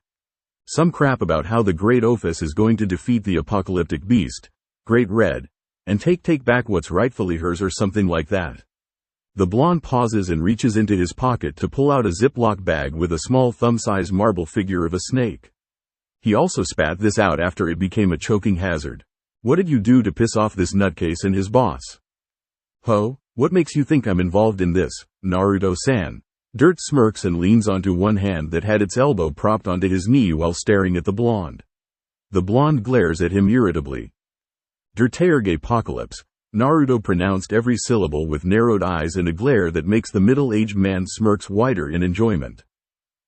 That's the name you introduced yourself as to me and Issei. I didn't see it at first since it had no significance, but now that I have a reference, Naruto kicks the foreigner's shin. I'd have to be an idiot to not see it. Peeved. Ha ha ha ha. Dirt's smirk held for a grand total of 3 seconds before it is smashes by his urge to howl in laughter. Laughter at a private joke that Naruto didn't know. This pisses the blonde off enough for him to kick the middle-aged man in the shins as well. Ah ha ha ha. It was a joke at first. Ha ha ha. But after you two took it up so well. Ah ha ha. I had to stick with it. Between short bursts of laughter, Dirt explains why he kept the made-up name and tries to dissuade the irked Naruto from kicking his shin anymore. As his laughter starts dying off, he looks at the blonde with a slight loneliness in his eyes and says, "So I guess, you'd want to know what I've dragged you into, huh?" Not really, no. Naruto waves off the offer and blearily blinks at the man's dumbfounded look. He grins back and points at the man's chest. "I just wanted to know if a friend of mine is in trouble and if there's anything I can do to help said friend. Anything else is unneeded if that friend wants to keep it hidden. You can tell me anything or you can tell me nothing, I wouldn't mind either. As long as you come to me if you need help, I'll be happy. No, me, Kaneko, Matsuri, Issei, we'll all be happy to help, because we're friends." Ha ha ha ha. The man blinks once more in befuddlement and then snorts another bout of laughter. This one didn't last as long as the last, and it ended with Dirt's gratified smile at Naruto. It would seem so. Well, I'd still like to tell you the gist of the problem, so sit tight and listen carefully. Go ahead. Upon hearing that Dirt is planning on telling him the situation anyways, Naruto slouches into the park bench and pulls out a cone of ramen-flavored ice cream to enjoy while listening. Let's see, where to begin. I guess we'll start with who Ophis is. She's my shut-in older sister. She likes to stay inside the house and do nothing. One day, she went out to do an errand and quickly came back. Before she could enter the house though, I found it wise to lock the door and make her interact with the world more. She hasn't come home since. Nodding at the distorted version of the true story, Dirt pridefully tells it to the blonde next to him. Said blonde gave him a narrow-eyed deadpan. So your sister, Ophis, decided to hire people with supernatural powers to take care of you because you locked her out? Naruto points his cone of ice cream as the stilled foreigner besides him and raises a disbelieving eyebrow. That's one way to say it. Though, rather than some people with supernatural powers, I think she's gone and made a whole organization. Dirt dryly laughs aloud after a sip of his coffee. I'm not going to ask. Just let me know to help when your sister lets them loose again and if you need help. Naruto takes one last lick of the cone in his hand and chomps the rest down. He then stands up and starts walking to the park's exit. Come on, we're too late to find any good dinner and Matsuri's making a seafood hotpot ramen. Dirt raises an eyebrow when Naruto left the sleeping man on the bench but shrugs and follows after the blonde. Seafood hotpot ramen, whatever that is, sounds nice right about now. Earlier. Well, I guess I can make it home from here. Thanks for the help earlier, Naruto. Issei says with a strained grin as he turns around and walks towards his house. From behind him, he hears Naruto's offer to walk him home, but he politely rejects. He wants to deal with his problems by himself right now. As he turns several corners from the shop and was sure that the others couldn't see or was following him anymore, his shoulder sags as the burden of a near-death experience takes him in full. He grimaces as the feeling of helplessness resurfaces and feels something rise from the back of his throat. He takes a look around to find someplace he could take a seat and maybe recollect his nerves. What he found leads him to a familiar family restaurant that opened around the same time as when Naruto's shop opened. He walks in and a fairly nice-looking waitress greets him and takes him to his booth table. He orders a pot of hot tea, remembering how calming the cups served by Matsuri could be, and slumps into his cushioned seat. His thoughts returns to what had happened.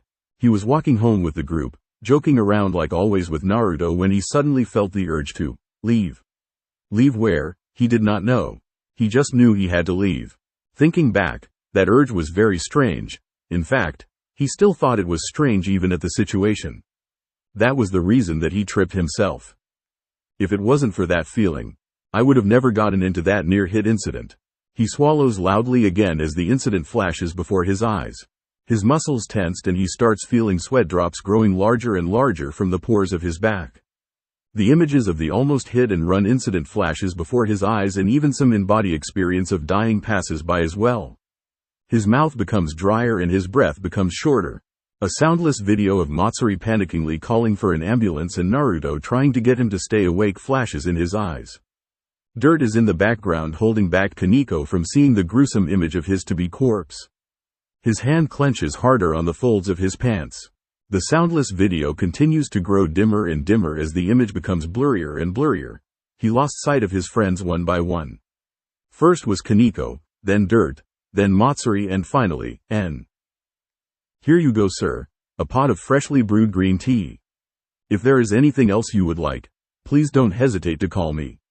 His trance is broken when the waitress returns with a pot of steaming hot tea and a ceramic cup that doesn't look like something a family restaurant owns.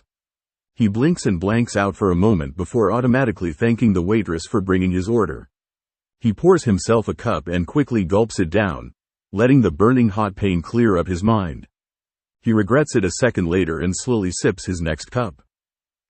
Ah, that's right. It's just my hyperactive imagination. I wasn't going to die. Naruto saved me. Issei's thoughts focused on his blonde friend instead, now that he's calmed from the previous episode. He remembered that the blonde was quite far away from him when they were walking and was on high heels as well. Yet, it was also the blonde who had been the one to pull him back from the road as the car passes by with a speed far above the allowed limit. Perhaps it was just him and his warped perception of time and reality, but Naruto definitely moved too fast to save him. But here he is, safe and sound, thanks to the blonde. Thanks to Naruto. Finishing his second cup, Issei pours another one and finally tastes it seriously. It reminds him of Matsuri's calming tea, perhaps the same brand. His thoughts diverts to the waitress of the ramen shop, and then the shop's owner, and then how said owner saved him. Perhaps I should buy him a thank you gift? Thanks for saving my ass. Even though you're a bastard sometimes, you're a great friend. Would probably be what I'd put on the card. What would he like as a gift? All I know is that he likes ramen and playing pranks. Somehow, a whoopee cushion and a box of packaged instant ramen doesn't sound very sincere. Maybe I should change the phrasing of the note. Taking a deep breath and finally calming his nerves down enough after finally organizing the mess in his mind, Issei drinks the last of his tea. He puts down the cup and looks at the clock on the wall to find that quite some time has passed by. He sees the waitress that had escorted him to his seat and wonders if he should order something to eat.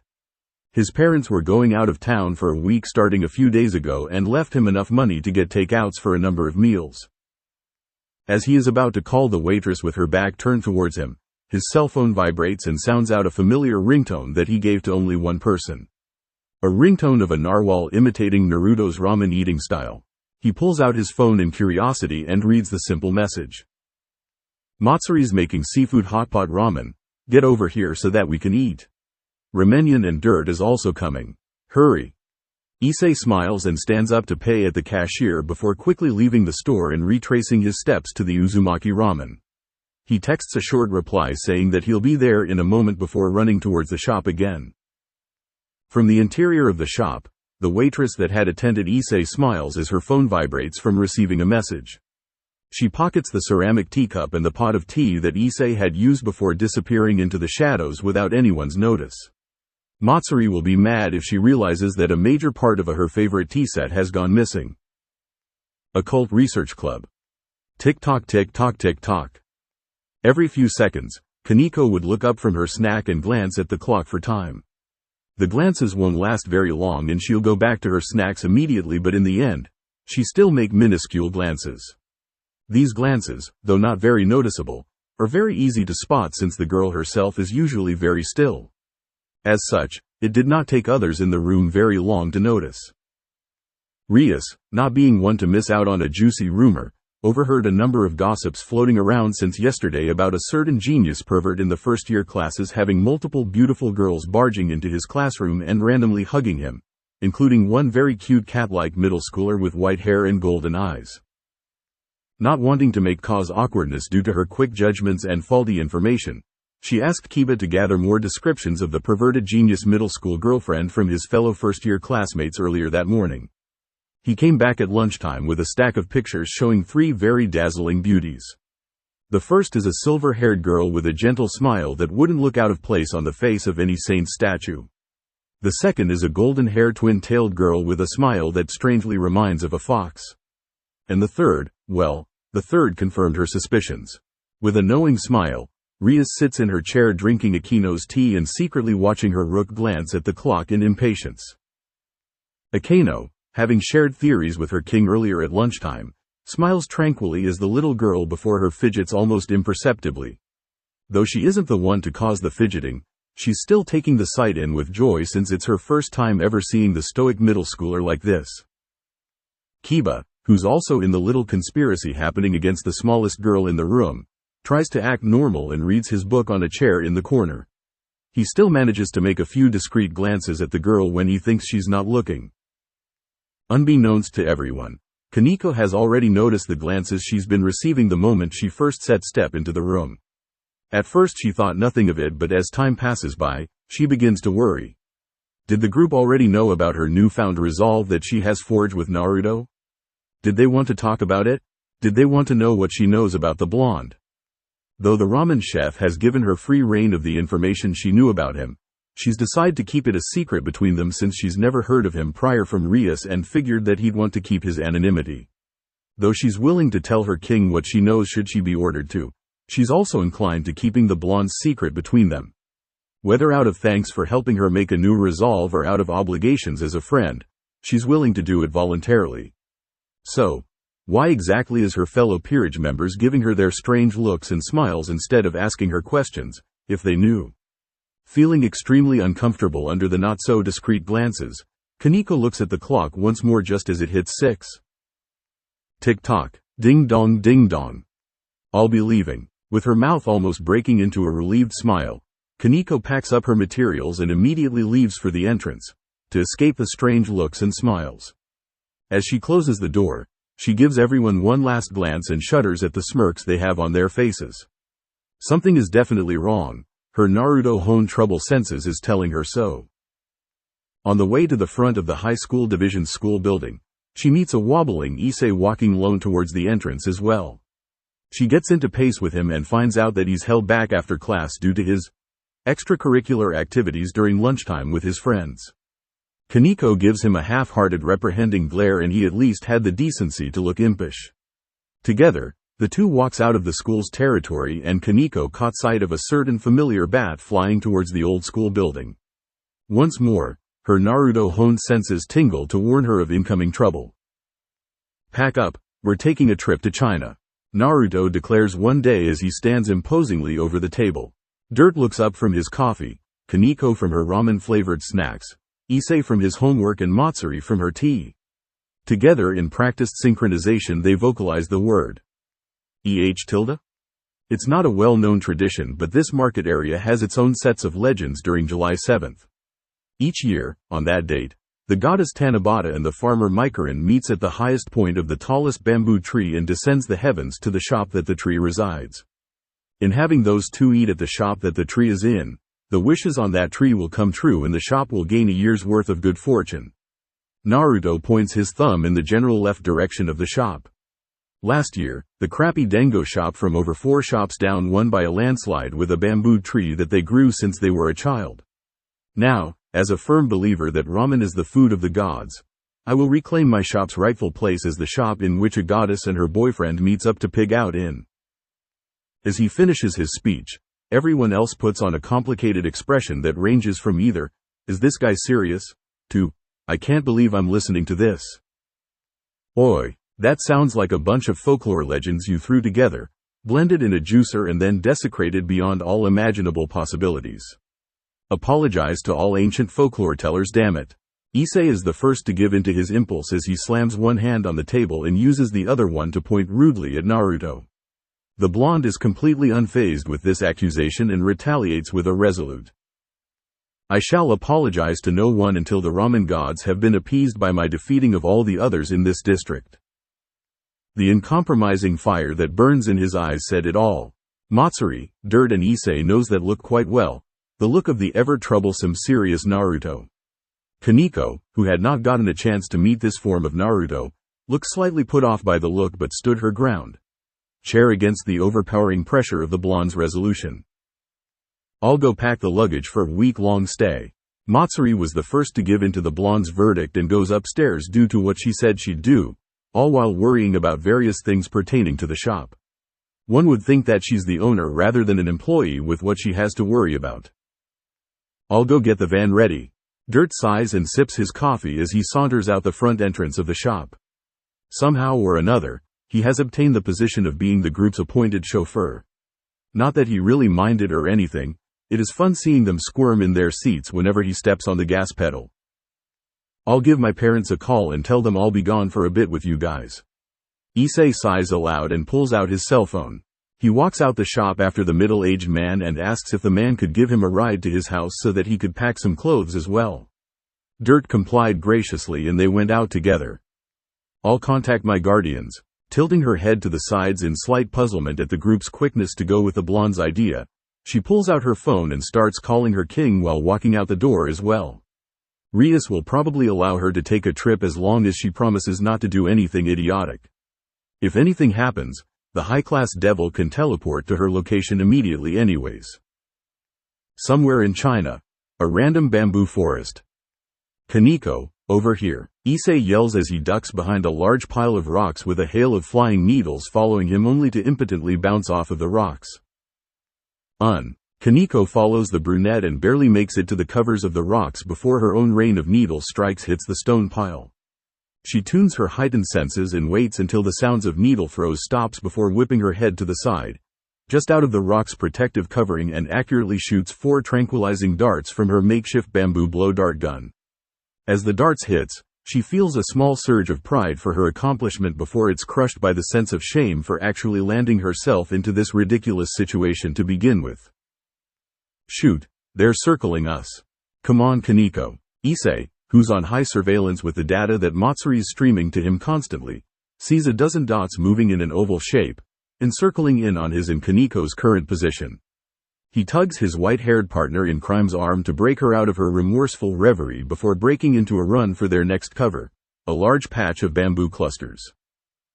The white-haired girl blinks for a moment and then nods in affirmation before taking her role behind the brunette. Whether he knows it or not, she has been the one to cover them by blocking the flying needle strikes with her iron skin. A byproduct of using both her Rook's gifted power and Naruto's steady senjutsu lessons. As they do a flying body lunge towards the cover of the bamboo grooves, numerous loud booms exploded from the rock pile formation where they last hid.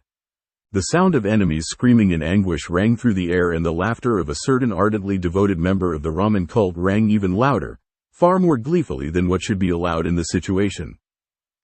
Pest control finished, all stunned and disabled. Sector 14 captured. Where to next, leader? Naruto's voice comes from the headset that each member of the raiding group has on, and Matsuri answers immediately. Job well done, Private Naruto-sama. The next location for attacking is up north, approximately 20 meters from the bamboo forest. Scale the walls and infiltrate while the enemies are working to gain back control. Hurry, you have approximately 10 minutes. Will do. Keep up the updates. Ramen, Oppai, we need to move. With that said, the blonde rushes off in a random direction to do his job of making loud distractions for the rest of his team. How the hell did this happen? Following shortly after the blonde, Issei wonders out loud as he pulls on the uncomfortable collar of his normal camouflage gears. The word normal is stressed because unlike Naruto, whose definition of camouflage is bright neon orange, theirs is a dark shade of bamboo green. No idea. Kaneko helplessly shrugs as well, since she too didn't know when things became so strange. Yesterday was quite normal really. They landed in some province of China early morning and toured around the area for a bit. They ate some of the local dishes, took a few pictures and even bought a few interesting-looking souvenirs before renting out a large hotel room with 2 king-sized beds, one for her and Matsuri, the other for Dirt and Issei, and Naruto went out information gathering. This morning wasn't that strange either. Naruto, who had a suspiciously large sports bag that she now knew was filled with Dirt's approved tranquilizing weapons, invited her and Issei out for some quick breakfast and a walk through a famous local bamboo forest. The first half hour of the walk was surprisingly calming and relaxing, so it still confuses her as to how the situation devolved so quickly into this. Kaneko-san, Issei-kun, Naruto-sama is tasked with the job of spreading enemies thin again. They regrouped faster than I had anticipated. Please continue to go straight and continue the mission. I will send you a map of the best route to take. Matsuri's voice comes through again and updates the group on the situation. Apparently, she and Dirt are the brains of the operation. Got it. Thanks Matsuri. Oi Naruto, you so owe me free ramen for this. Come back safely so that I can get my pay. Issei clumsily wishes the blonde good luck and runs straight ahead with a slight blush to his cheeks. Good luck. Tying a headband onto his forehead, Naruto loads grenade bullets into his rotary grenade launcher and gives them a thumbs up. He then runs off into another direction, his neon orange wear blending into green surprisingly well seconds later. How far is it? Kaneko asks while following after Issei. For obvious reasons, to her and Naruto, Issei is put as the information technician of the group while she is the brawler to anyone who gets past Naruto. Next to Matsuri and Dirt, Issei is the leading commander in charge of the operation, according to Naruto. According to the map, it's just up ahead, Issei says as he looks at the tablet he pulled from his knapsack. Immediately after he says that, the two rushes out of the bamboo forest to see an open gate with a flashy, "Welcome" sign right next to it. Suspicious, was the first thought that screams into their mind.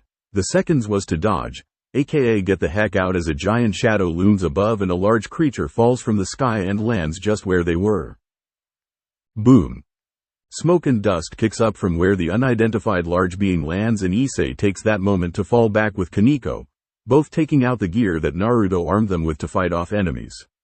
Issei's gear is a futuristic-looking tranquilizing gun of sorts that Dirt guaranteed has a 100% hit rate, and Kaneko's is a pair of boxing gloves that has a shocking punch. Both took up their ready pose as a gust of wind wipes away the dust in the air to show an extremely muscled man wearing something that you'd see in an old Chinese martial arts movie. He even had the Fu Manchu and all.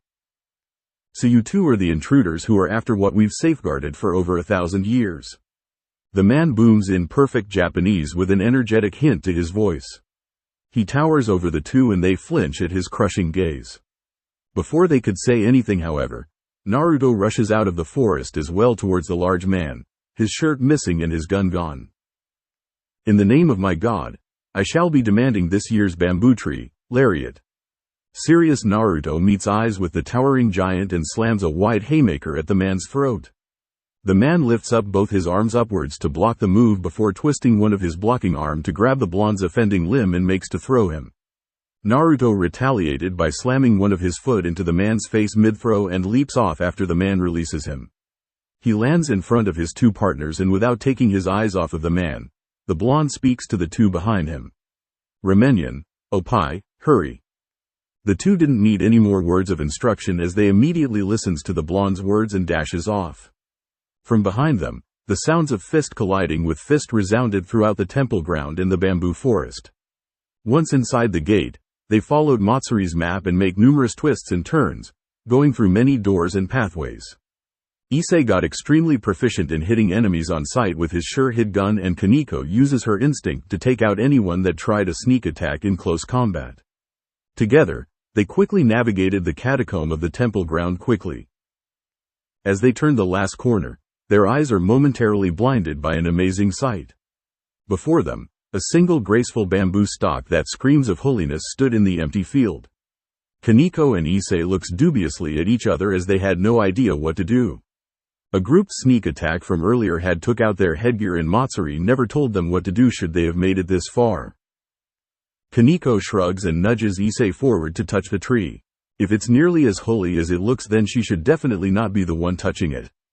The brunette gives her a raised eyebrow and she shrugs again before turning to the entrance, to keep guard. Issei nervously trudges forward to the bamboo tree and hesitantly reach out.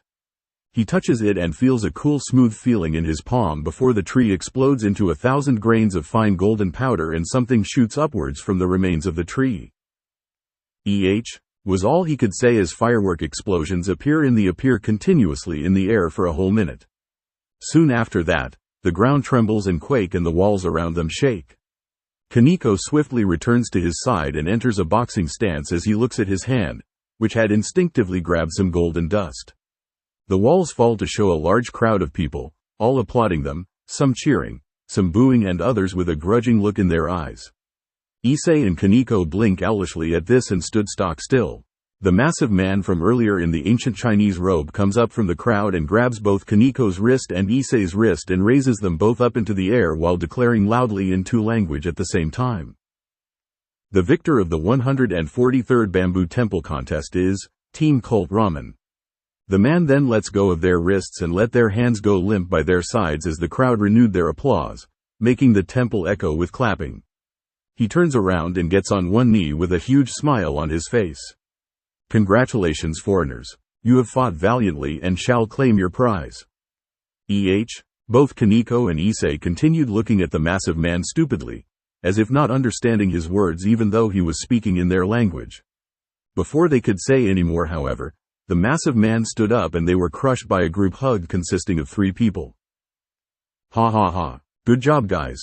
You did the ramen gods proud out there. One of the huggers, Naruto, energetically laughs as he moves to hold Issei in a headlock. It seems that he's found his upperwear again somewhere during the fight with the giant who congratulated them. Excellent work, you two. Matsuri gives the both of them a huge smile, almost equaling Naruto's, and a quick hug before handing them a bottle of refreshingly cool water and a towel to wipe off their sweat. She has on her normal wear with a neon orange camouflage jacket draped over her shoulder. You use those tools like a true soldier. This old man is proud to have lead you, privates. Dirt jokingly says while squeezing both their shoulders with just the right amount of pressure to be reassuring. The man had went full out like Naruto and was wearing classic soldier wear, caps, boots and all, even though his only job is to sit next to Matsuri and drink coffee. Come, the prize that you seek is awaiting up this path.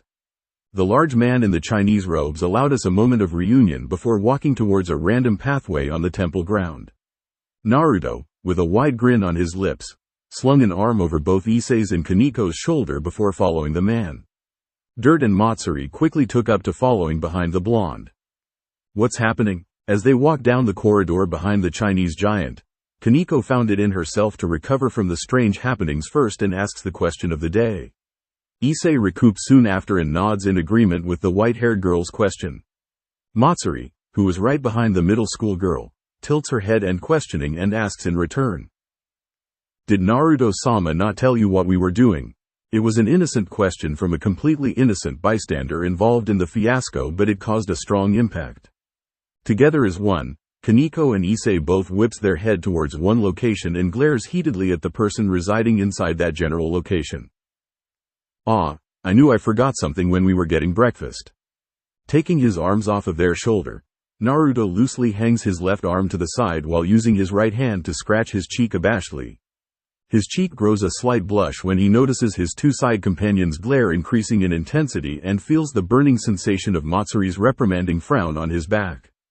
He takes a step ahead of the group, turns around, and as he closes his right hand into a fist, he lightly knocks it onto the top of his head, winks his left eye at Kaneko and Issei and says, "Ah, how'd I say this? Sorry, I forgot. Tehepero." Both the white-haired girl and the brunette grew a comical red vein on their foreheads as they too clenches their hands. Naruto notices immediately and wisely retreats by standing nearer to the intimidating Chinese giant. The two huffs in annoyance as one as well, and both turns towards Matsuri with a question in their eyes. The silver-haired waitress of Uzumaki Ramen sighs in exasperation before taking up her teacher's pose, something that came with becoming a pseudo-teacher in Kuo Academy when pranking Issei, and starts explaining. Yesterday, when he was out gathering information, Naruto-sama went around town to ask if there was a location he could buy living bamboo stalks from, and he got instructions about a contest for the highest quality bamboo of this region. Supposedly, These bamboo stalks are offsprings of a 1,000-year-old bamboo tree that has great qualities to it, requiring 10 years to plant and cultivate. Originally in ancient times, the contest was held between different martial arts clans to see who was the strongest clan, but as time passes on, this tradition became more of a free-for-all race with tranquilizing weapons allowed. There is a bit more technical details to it that I'm still uncertain about, but I'm sure Naruto-sama can give a better description of the race's objectives. With a slightly vexed smile, Matsuri tilts her head and finishes informing the two students of what they were doing the whole time. So that was why they were attacking us. All for a bamboo tree. Twitching his eyebrow uncontrollably, Issei starts massaging the side of his head to see if that'll appease the twitching. Kaneko silently agrees and decides to look at it from another perspective. At least she's getting some experience for future rating games. Sort of. It's not any bamboo tree it's a super bamboo tree. The Chinese giant helpfully inputs from up ahead. Issei twitches at the sight of the giant fist bumping Naruto like old friends. So how are we going to take the tree home? I'm sure that we won't make it to Japan and prepare everything in time for Tanabata if we're going through the regular airports like how we came here. Issei gives up on rubbing his head and decides to focus on the reason he was stuck in this situation in the first place. Besides the obvious answer of, because of a certain blonde. You don't have to worry about that. I've offered Naruto-san to give everyone a ride back to Japan and he accepted. Dirt's cheery voice rang in on the conversation and its topic completely stops Matsuri and Issei in their tracks.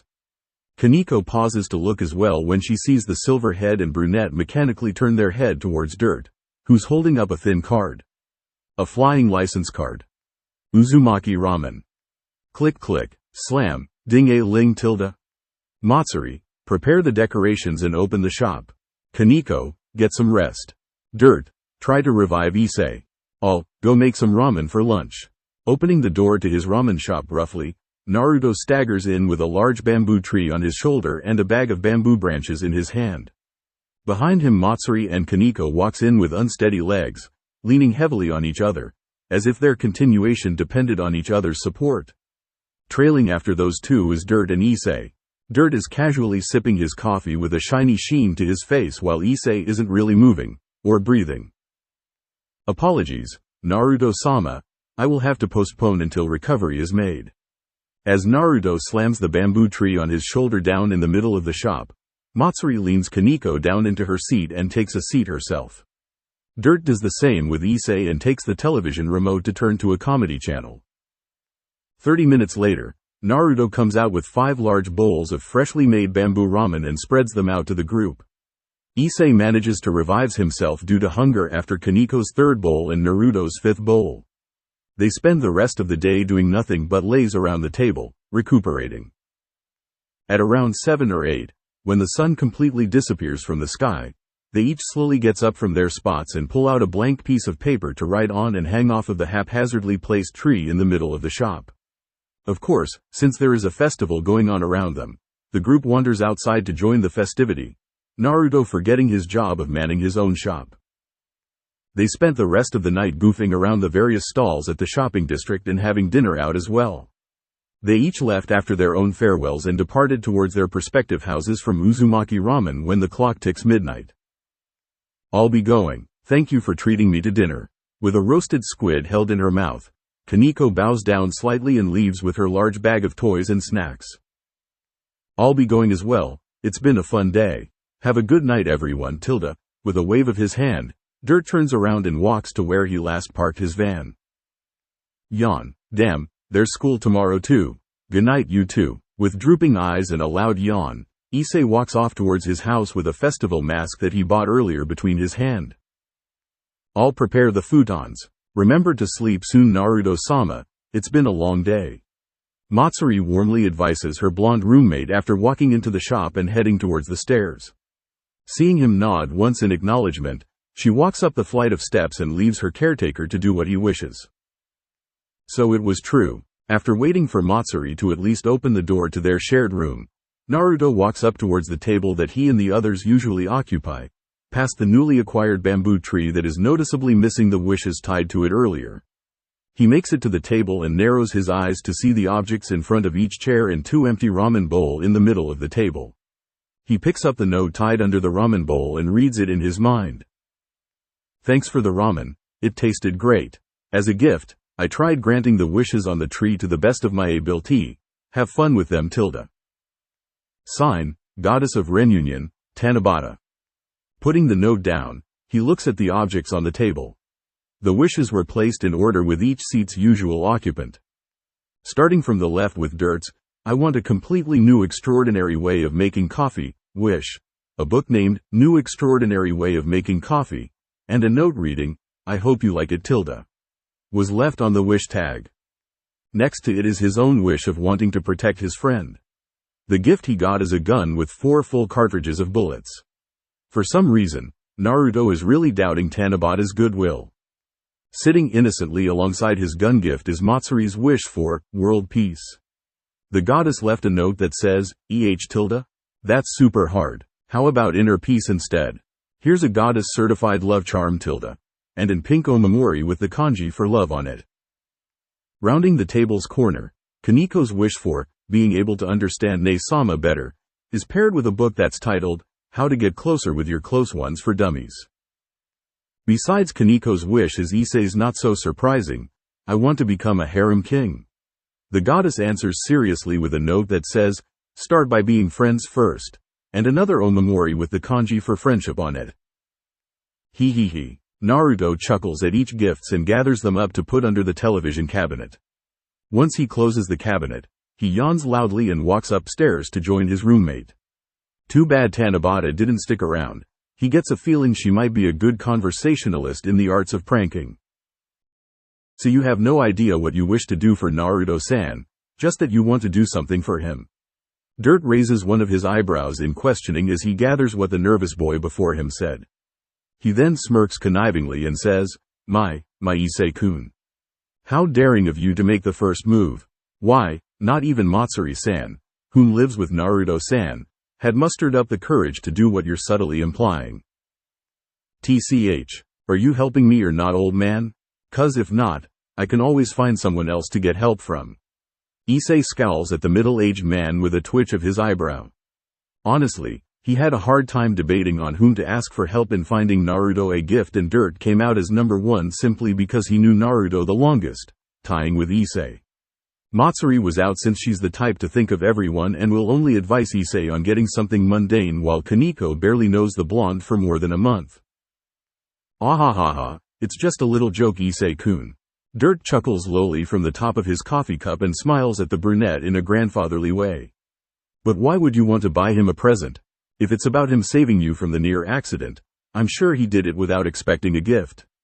Anyone with a proper conscience would, after all. I think a polite thank you is all that's needed as thanks for someone like Naruto-san. Well, that or an orange whoopee cushion and a box of ready-made instant ramen.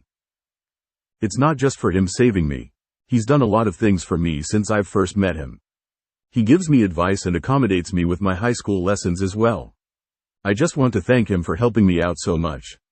The teen furrows his eyes at the look the middle-aged man is giving him. Somehow, he doesn't think that what he's thinking is what the man's thinking. What youthful innocence. Ah, how good it is to be young, Tilda. The man sighs with a grin and takes a long sip of coffee from his cup before slamming it down onto the table. His grin becomes a wide ear-to-ear smile as he proclaims, Very well, Issei-kun. This Dirtirg is willing to help you in your endeavors in any way possible. Be it money to resource to the greatest technologies in the world. I give you free-range access to use it all. I don't really need any of that. It would defeat the purpose of me being the one to get Naruto a gift. Just a little advice is all that I need. Thanks for the thought though. Issei waves off the generous offer from the extremely wealthy coffee addict and slouches back into his chair to get into a comfortable position. If it was money, it would have been a lot easier. Dirt pouts as he sits back into his chair and takes another draft of his coffee cup. Issei raises an eyebrow at what he says and he clarifies. In case you haven't noticed, we know next to nothing about Naruto-san. It's not that we're bad friends, but rather, it's because he never tells us anything about his past. We merely know some random facts that could be found in his registries and government-kept paperworks like his birth date and schooling, but no real personal experience.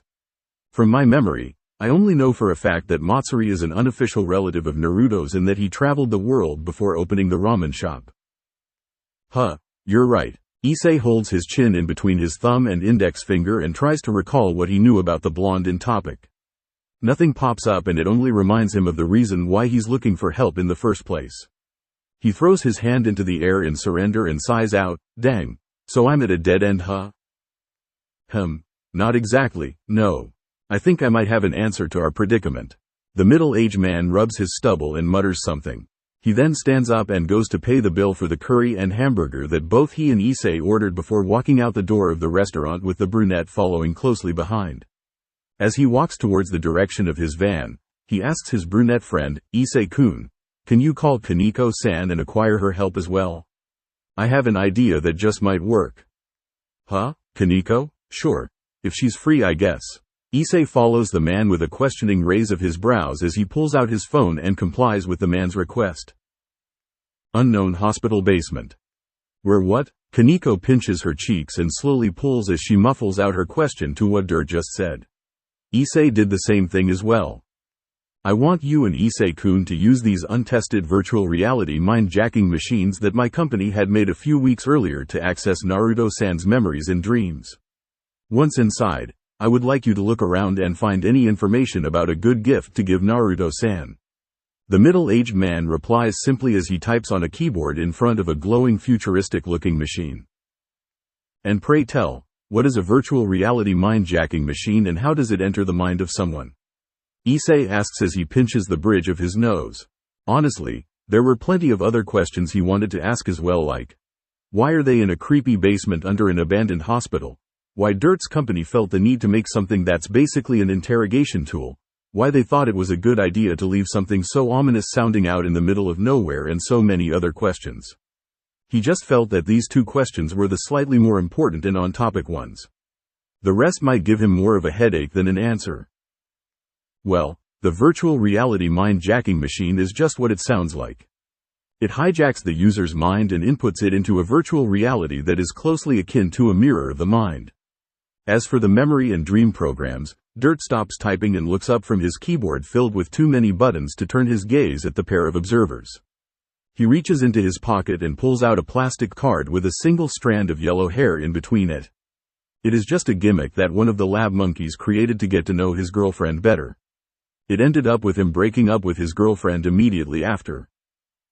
The middle-aged man walks past the white and brown-haired pair to access another machine that's held together by lots of wires to all the other machines. He puts the plastic card into the new machine and continues typing while giving Issei and Kaneko a sideway glance as they starts talking.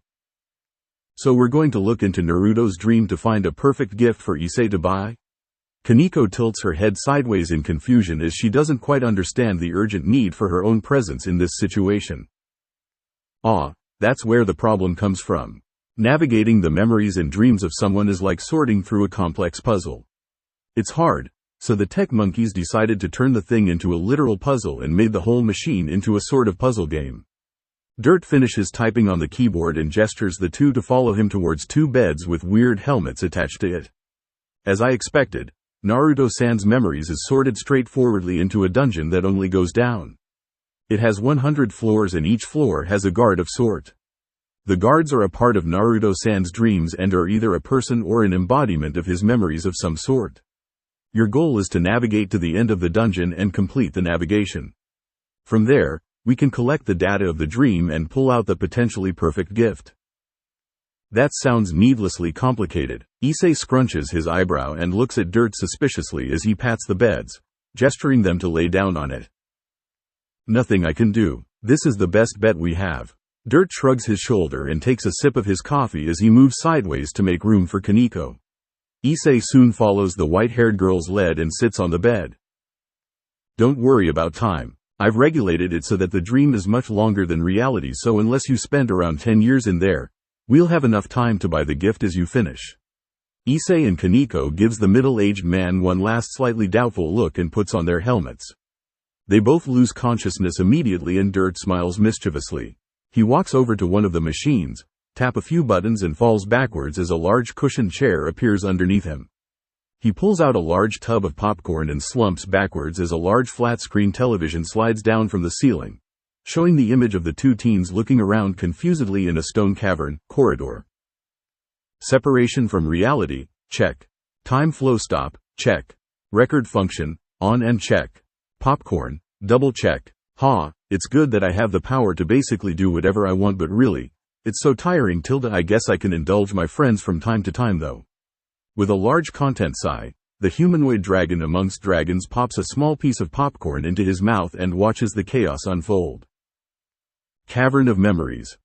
Whoa. Issei blinks a few times as his surrounding changes from a technological madman's lab in a hospital's basement to a large cavernous corridor. He looks beside him as Kaneko grabs his sleeve and steadies herself. Apparently she couldn't take the sudden change in environment as well as he had. It feels so real. Once steadied, the white-haired girl looks around the cavern and touches the wall. Yeah, this is pretty amazing. Issei nods as well as he taps the floor with his foot and hear the echoing thud rang through the corridor as a result. RINNNNNG tilde RIN tilde RINNNNNG tilde. The two looks at each other in confusion and looks down at their own perspective pockets as something in it vibrates and rings. Reaching for the pocket, they each find a ring and a small folded note. Quizzically they both open the notes at the same time and reads them. Kaneko-san, put on the ring. It will allow you to access your rook powers as well as chakra and senjutsu for the upcoming challenge. Kaneko blinks in surprise at the note and rereads it a few times to figure out that Dirt knows of her abilities and current race. She scrunches her eyebrows as she figures that Naruto probably told him and puts on the ring.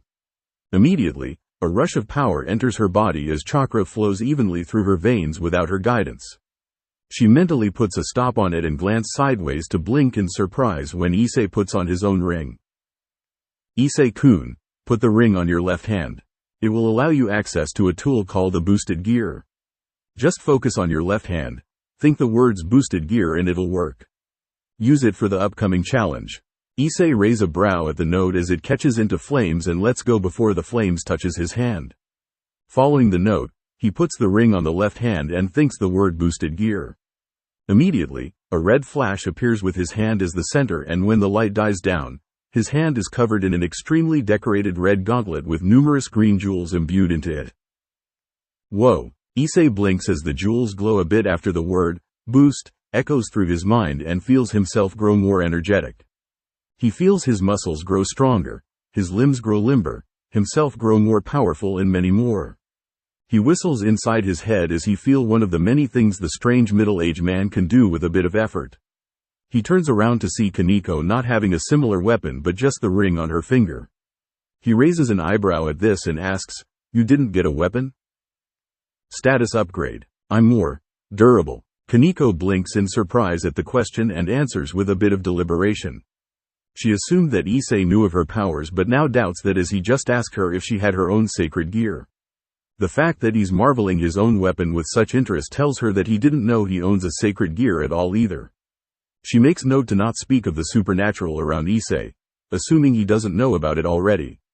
She secretly wonders why Naruto hasn't told Issei already. Oh, looks like the first stage is ready. Let's get this over with, right Kaneko? Though he says it like it's a chore, Issei is literally bouncing down the newly lit path in the corridor. Kaneko rolls her eyes at the boy's liveliness and jogs after him. Floor 1. Ebisu. Issei, behind. Kaneko gives a quick direction as she senses the man wearing the shady-looking shades move quickly behind her friend. Goo. Issei lifts his gauntleted arm up just in time to block his neck as the man appears at his back and strikes with a knife. He grunts while holding his ground as the force behind the attack was surprisingly strong and attempts to grab the man's arm. The man disappears again in a burst of speed and reappears on the other side of the room. The man discards the knife which broke from the confrontation with Issei's gauntlet and pulls out another one before disappearing. Left, right, front, up. Kaneko tracks the man's movement and expertly makes an uppercut timed using only her senjutsu as her sense. She grunts as her strike matches his and the ground she stands on craters. Dragon shot. A red beam of energy blasts towards the shaded man and strikes him with a satisfying roar. Issei whooped in victory as he fell to his knees in exhaustion of the reset as he calls it, but Kaneko kept her senses on full throttle. Issei, behind. The white-haired girl screams in urgency as the brunette turns around at the same time only to meet a kunai to the face. A burnt piece of wood falls from the dissipation of the earlier energy blast and the brunette falls. Issei. Kaneko didn't make it very far either as the man takes advantage of the moment of pause to trap her in a rope of hidden wire with pieces of paper on it. The man puts 2 fingers in front of his face and announces, "Katsu." Everything went white. Gah, that's the 7th time we've lost to him. What kind of dungeon is this? The first level is a last boss level. What happened to the slime level, damn it? Outside the entrance of the first level, Issei tears at his hair and rolls around in frustration. He's a part of Naruto's memory. Kaneko mutters in wonder as she re-evaluates the challenge of the task before them. It's just the first level and they've already met someone who's stronger than her and as fast as Kiba. She narrows her eye as the hurdle raises itself higher when she figures out that the man is probably only the tip of the iceberg. If Naruto can use senjutsu, his teacher who taught him is probably somewhere within the dungeon as well. Well, at least I'm catching up to him. I can react to his speed at the 5th boost and sort of match him on the 6th boost. His strength can be reached on the 6th boost as well, but... Issei makes a gesture while trying to find the word that he needs. He gives up in the end, but Kaneko got the gist of it. Fighting experience, the man is full of it while the pair has a grand total of a few small scuffles in comparison.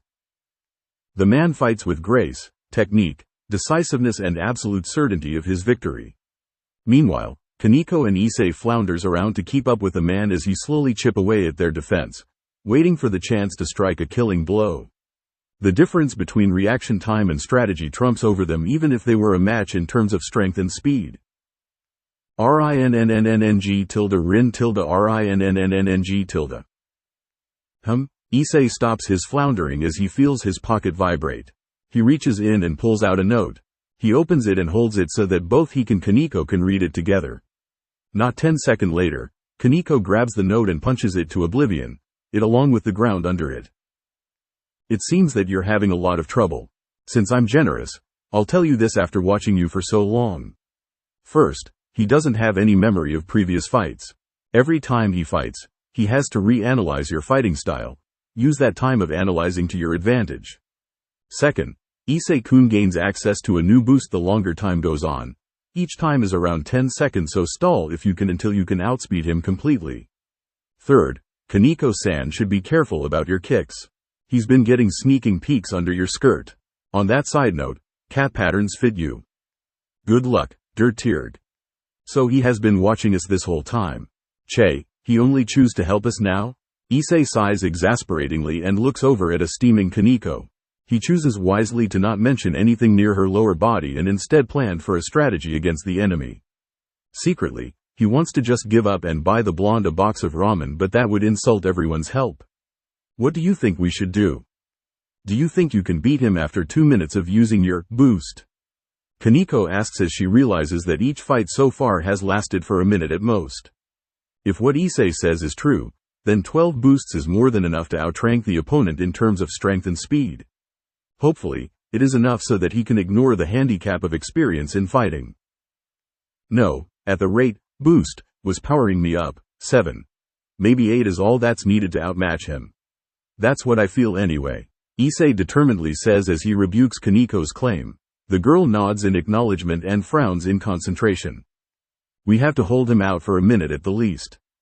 Kaneko feels a slight touch of encouragement from the brunette's words but squashes it down as a wave if depression hits her. In comparison, her sister, the person she wishes to catch up to and reunite with, is much stronger than this man, and here she is, planning to stall him rather than defeating him. If it continues like this, she'll never catch up her Nei-sama. We'll think of something. After all, we still have 99 more floors to beat, right? Issei notices the white-haired girl's melancholy and pats her head with a stupid grin, so told by Naruto. She looks at him in surprise before nodding her head once with a little smile of her own. They take another moment to calm themselves, then stand and face the door to the room once more. Phew, I gotta finish this quickly and find a gift for Kaneko and Dirt for helping me as well. Yeah, let's do this. Issei pumps himself up and pushes the door open while taking steady strides into the room. I'm not by myself. There are others to help me reach Ne-sama. Together, we can reach her. This is just the first challenge. Kaneko nods at the solution. She reaffirms herself when Issei patted her and walks in after the brunette. 3. Issei mutters as he keeps look at the man, and another boost rang through his mind. Unlike the other times where they both rushed in to attack the man, this time they waited back. Seeing as the man isn't attacking, it's safe to assume that Dirt's advice is correct and that the man is analyzing them before attacking. Besides the brunette, Kaneko stands completely still as she processes nature energy into her chakra. Her senses heighten and she enters a stage of awareness that Naruto trained her to use for advantage. In this stage, she can predict movement and sense energy almost at a high bishop's or queen's level. This is a stage that she only managed to reach twice during the 7 fights against the man. Naruto had said that there were higher advancements in using senjutsu but recommended that this stage is the one she stops at until she gains more experience at using the art. She silently apologizes to the blonde as she broke the rule and continued to process nature energy. 6. Issei feels another rush of energy as a boost occurs and tenses his muscles as the plan is now at the critical stage. The moment he shifted, however, the man disappears in a burst of speed and appears in front of the both of them with a knife readied. Issei foresaw this move ahead of time from experience and swings his fist at where he felt the man would most likely be at. Clang. Ku. The sound of metal hitting metal echoes outwards from the point of impact. Issei grimaces as he feels the recoil of the strike rippling through his arm. Using the recoil to his advantage, he quickly pulls back his left fist and leans his upper body backwards with it for a kick. The man spins once to roll past Issei's sloppy attack and uses the momentum to swing another knife that he pulled out from his waist bag after discarding the one Issei broke on contact. Done, Naya. Kaneko sensed the man's intention and punches at the knife before it touches the brunette. She widens her eyes in surprise as her fist didn't just knock back the knife but broke into it and continues to strike the man in the stomach. Bam. Close. Kaneko lowers her fist as chips of wood falls from where she landed her punch and turns towards where the man reappeared, on the other side of the room. She feels her ear twitch and tail sways and wonders when they got loose from the bindings used to hide them. 7. Issei straightens from the odd posture he gotten into during the conflict and punches his fist into the gauntlet's palm. Beside him, Kaneko nods in acknowledgement and settles into what looks like a modified boxing stance. The man pushes up his glasses with the index finger of his left hand and uses the other hand to pull out another knife from his waist pouch. A moment later, everyone moves into action. Floor 2. Jiraiya. In my defense, I did not know he could breathe fire. Outside the room for the second floor, Issei tries to placate a glaringly mad Kaneko. The battle lasted longer than they had both thought due to the man having more tricks up his sleeves than just disappearing and attacking from behind or replacing fatal hits with wood. The clash ended when Issei calls forth a rather ingenious plan from the deepest crevices of his brain where Kaneko boxed the man in from the front and he blasts him with a dragon shot from the air. Don't ask how he got into the air. What he didn't account for, though, was that the man can breathe fire. The dragon shot landed head-on and disabled the man, but the impact caused the flames to spread out and hit Kaneko, burning most of her clothing in the process. Funnily enough, the man's first and last words were, "Cat panties, mo."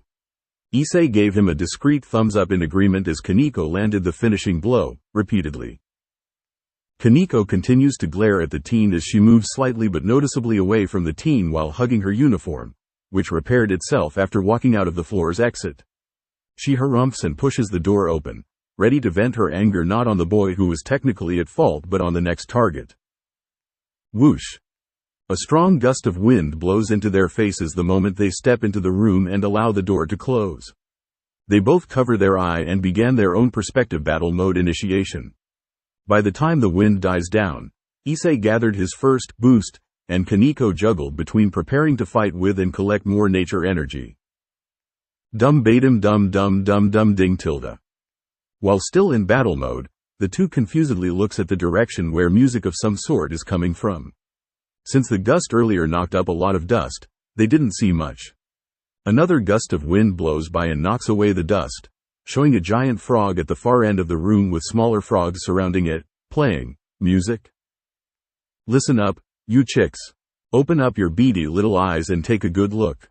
Behold, the divine ninja Jiraiya's free and uninhibited, wild dance. Atop the giant frog, a man wearing a green kimono and matching pants with a red haori over the kimono dances on his gettys. He exclaims something completely incomprehensible and flips around his ridiculously long spiky white hair. Kaneko and Issei stand stock still in battle position and gives the man a dual, the hell, face. The music dies down and the small frogs bows before disappearing in plumes of smoke. They stood silent still. A tumbleweed passes by somewhere in between. Lord Jiraiya, why are the enemies not doing anything? The large frog shifts from its still position and whispers as quietly as it can. Issei's and Kaneko's, the hell, face gains a new level of intensity. They're just wallowing within our amazingness, Gamagachi. It is honorable to give them a moment of reprieve to burn my gallant figure within their mind. Without shifting from his one-legged pose, the man whispers back just loudly enough for the teens to hear with a completely serious look on his face. Like hell, Issei, being trained for a year to be Naruto's straight man, throws a 5-boost dragon shot at the man from across the room. He immediately falls on his face as he loses all the energy he had gathered into the shot and was only saved when Kaneko lowers herself to heal him with her senjutsu technique. Not enough. Kaneko narrows her eyes as her senjutsu given sense locks back onto the strange man's energy. She quickens Issei's stamina recovery by offering her own store and while continuing her multitasking of gathering natural energy and locking onto the man. Ho, not bad kid. The smoke blown up by dragon shot settles to show the man standing crossed-armed with not even a scratch on his body. The only relief they have is that the giant frog is gone. That would have ruffled my clothes if you hadn't done it so far away, ha ha ha ha ha. Why the hell is everyone in Naruto's memory so overpowered, damn it? Issei shakily stands back on his feet as his stamina recovers and he summons the gauntlet again with a quick mental order. He stands straighter after the first boost. Of course I'm strong. I would have whooped the brat's butt more if he'd thought otherwise, ha ha ha ha. The white-haired man laughs loudly and disappears from their sight. From their previous meeting with disappearing characters, both Issei and Kaneko quips their head behind them only to meet two large palms tapping their center and push them down onto their butts effortlessly. Kaneko widens her eyes as nature energy leaves her energy at a rapid pace and kill her ongoing momentum, leaving her effectively disabled until she can balance her internal storage back to normal. She flinches when she feels the man pats her head gently. You're good to be able to control senjutsu like that at such a young age, but don't overwork yourself. It'll be a shame for a cute kid like you to turn into a statue before you even hit puberty, ha ha ha ha. The man takes 2 long steps from behind the 2 downed teens and flops on his butt after turning around. He puts on a huge smile and leans his head into one hand while propping the arm on his knee. So, what are kids like you doing here in the shades of the brat's memories? Huh? Issei blinks in confusion as he looks at the strange man with a slight tilt to his head. Well, that intelligent answer rules out that you're Yamanaka. The man mutters under his breath before rubbing his chin a bit and asks with a raised eyebrow. You kids do know where you are, right? We're in Naruto's dreams and memories, correct? Kaneko answers this time with more certainty to her voice than her brunette friend, but still kept it a question. The situation is strange enough as it is. Talking to Naruto's memories isn't exactly making it worse. In fact, it might actually clear up a few things. To an extent, yes. So that means you're here on purpose. Seeing as you don't mean much harm though. Why are you looking through the brat's brain? The white-haired man continues the back and forth questioning session with a raised eyebrow. Kaneko narrows her eyes as she feels something off about the casual tone he used. Before she could put any thought into it, however, Issei answers. We wanted to find a good present for Naruto. I kinda feel like I owe him, haha. The brunette teen rubs the back of his head sheepishly and lets out a dry laugh. The man pauses for a moment, as if trying to process the words the teen had spoken, and asks for the brunette to say it again. After Issei repeats himself, the man blinks owlishly at the teen and looks over to the girl for confirmation. The girl slowly nods her head while not meeting the man's eyes. You used an advanced Ying release technique to infiltrate the brat's brain and find him the perfect present? Yes. Kaneko nods again as she looks over at Issei, who looks confused about the phrasing as well but nods anyways. Ha ha ha ha. That's hilarious. The boy struck gold. He's found comrades who have even less common sense than he does. The man laughs loudly while rudely pointing an index finger at the two teens before him. The laughter did not die down until a good minute later, and Issei contemplated throwing a 15-boost dragon shot at the man before deciding to save up some more for a sure kill blow. Have you tried treating him to a full course of all-you-can-eat ramen fest? The brat used to love it when he ate me out of my money. I would, but he owns a ramen shop. There's not much of a point. Issei sighs as he slumps over and leans his head onto his gauntlet hand. Ho, so he stopped and chose another career path? The man straightens his posture immediately and solemnly asks the teen in a soft-spoken, serious tone. Aren't you his memory? Shouldn't you know? The brunette asks with a confused look on his face. I'm a part of his memory, not his whole memory. Remember what I said before? You're in the shades of the brat's memory. Everyone here, excluding you two, is a portion of the brat's memory dedicated to keeping notes of what that person is like. Think of us as folders for sorting out faces. The man takes a moment more to contemplate what he should explain next before pointing a finger at himself and saying, we're not him. We're what he remembers us as. We're the embodiment of memories, the shades of memories. Therefore, anything he thinks we don't know, we won't know. But, you sound like you're close to him. Shouldn't you know that he had quit his career? Kaneko slowly asks as she still finds what the man says to be slightly paradoxical. The man sounds so cheerful when talking about the blonde. If Naruto remembers the man as someone who's close to him, then shouldn't his memory of the man be more caught up to current time? I've said it before. If he thinks I don't know, then I won't know. The only reason we shades won't know something is because he thinks he's keeping it a secret from the real us. Because he's lost contact with the real us somewhere down the line, or most like. The man speaks softly, almost melancholically, and puts on a smile as he sadly trails off the last one. Kaneko widens her eyes as a thought reaches her mind. Or most likely, Issei puts on a grim face as he too understood the underlying tone. Because we're dead, the man completes with certainty, implying to them that he's one of those within this category. Well, enough about that. I've kept you kids waiting long enough. Just go ahead downstairs and have your adventure. Quickly putting back on a bright smile, the man stands up and pats the dust off of his pants. He points at the other side of the room and an entrance into the walls materializes out of nowhere, similarly to the first floor after Kaneko defeated the man wearing the sunglasses. Are you sure you're supposed to just let us pass? Issei raises an eyebrow at the blatant disregard for the built-in rule. Albeit, there isn't any written, but it's implied. Meh, if you mean any harm, one of the other shades will just kick your ass till you give up. It doesn't really make any difference since you're low Junin level at tops. I'm sure Hatake or Tsunade will be happy to take over. The man shrugs and says some incomprehensible but ominous sounding words. You both have such a carefree attitude towards the important sounding things. Kaneko states with scrunched eyebrows and a small scowl. It runs in the family. He is my godson after all. Now, go on, shoo. Find a shade that knows the perfect gift for the brat. I never really gave him anything good anyways, so I wouldn't help much. If all else fails, just treat him to a popsicle. The brat has a sweet tooth for the orange-flavored ones. Though, blue ones are good too. The man makes shooing motions with one of his hand while using the other to push Issei, who in turn pushed Kaneko, towards the exit with a small piece of advice. Sure thing, thanks for the info, old man. Issei grins and thanks the man before running towards the exit. Thank you. Kaneko gives a slight bow to show respect and follows the brunette. Jiraiya looks at the two teens as they jog towards the entrance and watches as it closes behind them. The room grows dimmer and he feels his own presence fade. He smiles fondly and says before disappearing, "You found good friends, Naruto." Floor 3. Boxing Kangaroos. URAAH. Show. Bam, bam, bam, bam. Gah. Issei flies back towards the entrance of the cave after taking a hit on his unguarded stomach.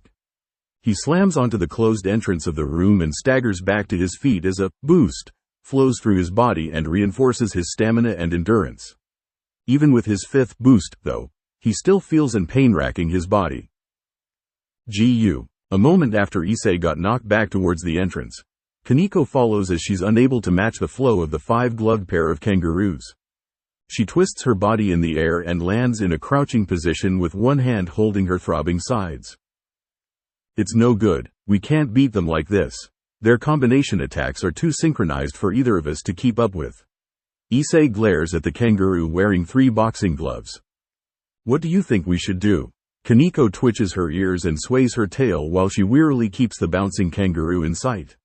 She pulls back into her modified boxing stance and chants a look at Issei. Issei grinds his teeth as he racks his brain for a plan that could counter the multiple hits. Suddenly, a light bulb appears out of nowhere and smashes into his head, ding. He widens his eyes as the answer comes to him from nowhere and turns towards Kaneko with a serious look. Kaneko, I have a plan. Work with me on this one. The girl looks into the teen's eye and sees firm determination. She smiles slightly and nods. Soon after, the two of them rush back into battle. Kaneko, who hanged loosely from the straps that Issei tied to his front to hold her, think baby strap carrier, blocked all attacks from the blind spots while Issei engaged the adult kangaroo in a straight-out fistfight with his continuous boost. They won beautifully with their teamwork. Floor 4. Genzo. Stay still you two, this is a serious picture for your future career. An old man pokes his head out from behind an old-fashioned camera and berates his 2 newest clients. Kaneko inwardly raises an eyebrow as she stands without movement. Besides her, Issei fidgets some more before stopping and looks anxiously at the camera, as if expecting a beam to come out of it or something. Though knowing Naruto, the chances aren't that slim. On 3 now. 1, 2, 4. The man speaks in a monotone voice and says his lines. He clicks the picture on 4 and sends them out of the room to the next level. The whole way to the door, Issei keeps looking behind his back, his gauntlet readied and boosted the whole way through. Floor 5. Issei Hyodo. Wait a minute, why the hell are we fighting me? Issei yells loudly as he points one gauntlet finger at himself across the room. The same question goes for me. Why would I be inside Naruto's Shades of Memories without his presence and with Kaneko instead? Wait, could this be a date? Real me, dating a minor is illegal you know. The other Issei exclaims loudly and looks at them in alarm. He uncrosses his arm and looks at the pair in no hidden shock. We're here to find the perfect gift for Naruto. Can you let us through? Kaneko answers the other brunette with a twitch to her eyebrows. Though they are the same person, the other across the room is more exasperating than the one next to her. Is this what Issei is like from Naruto's point of view? A gift? What for? His birthday is not until October. The other Issei blinks in surprise and gives them a questioning look. A gift for saving our asses. Remember, the near hit-and-run car accident?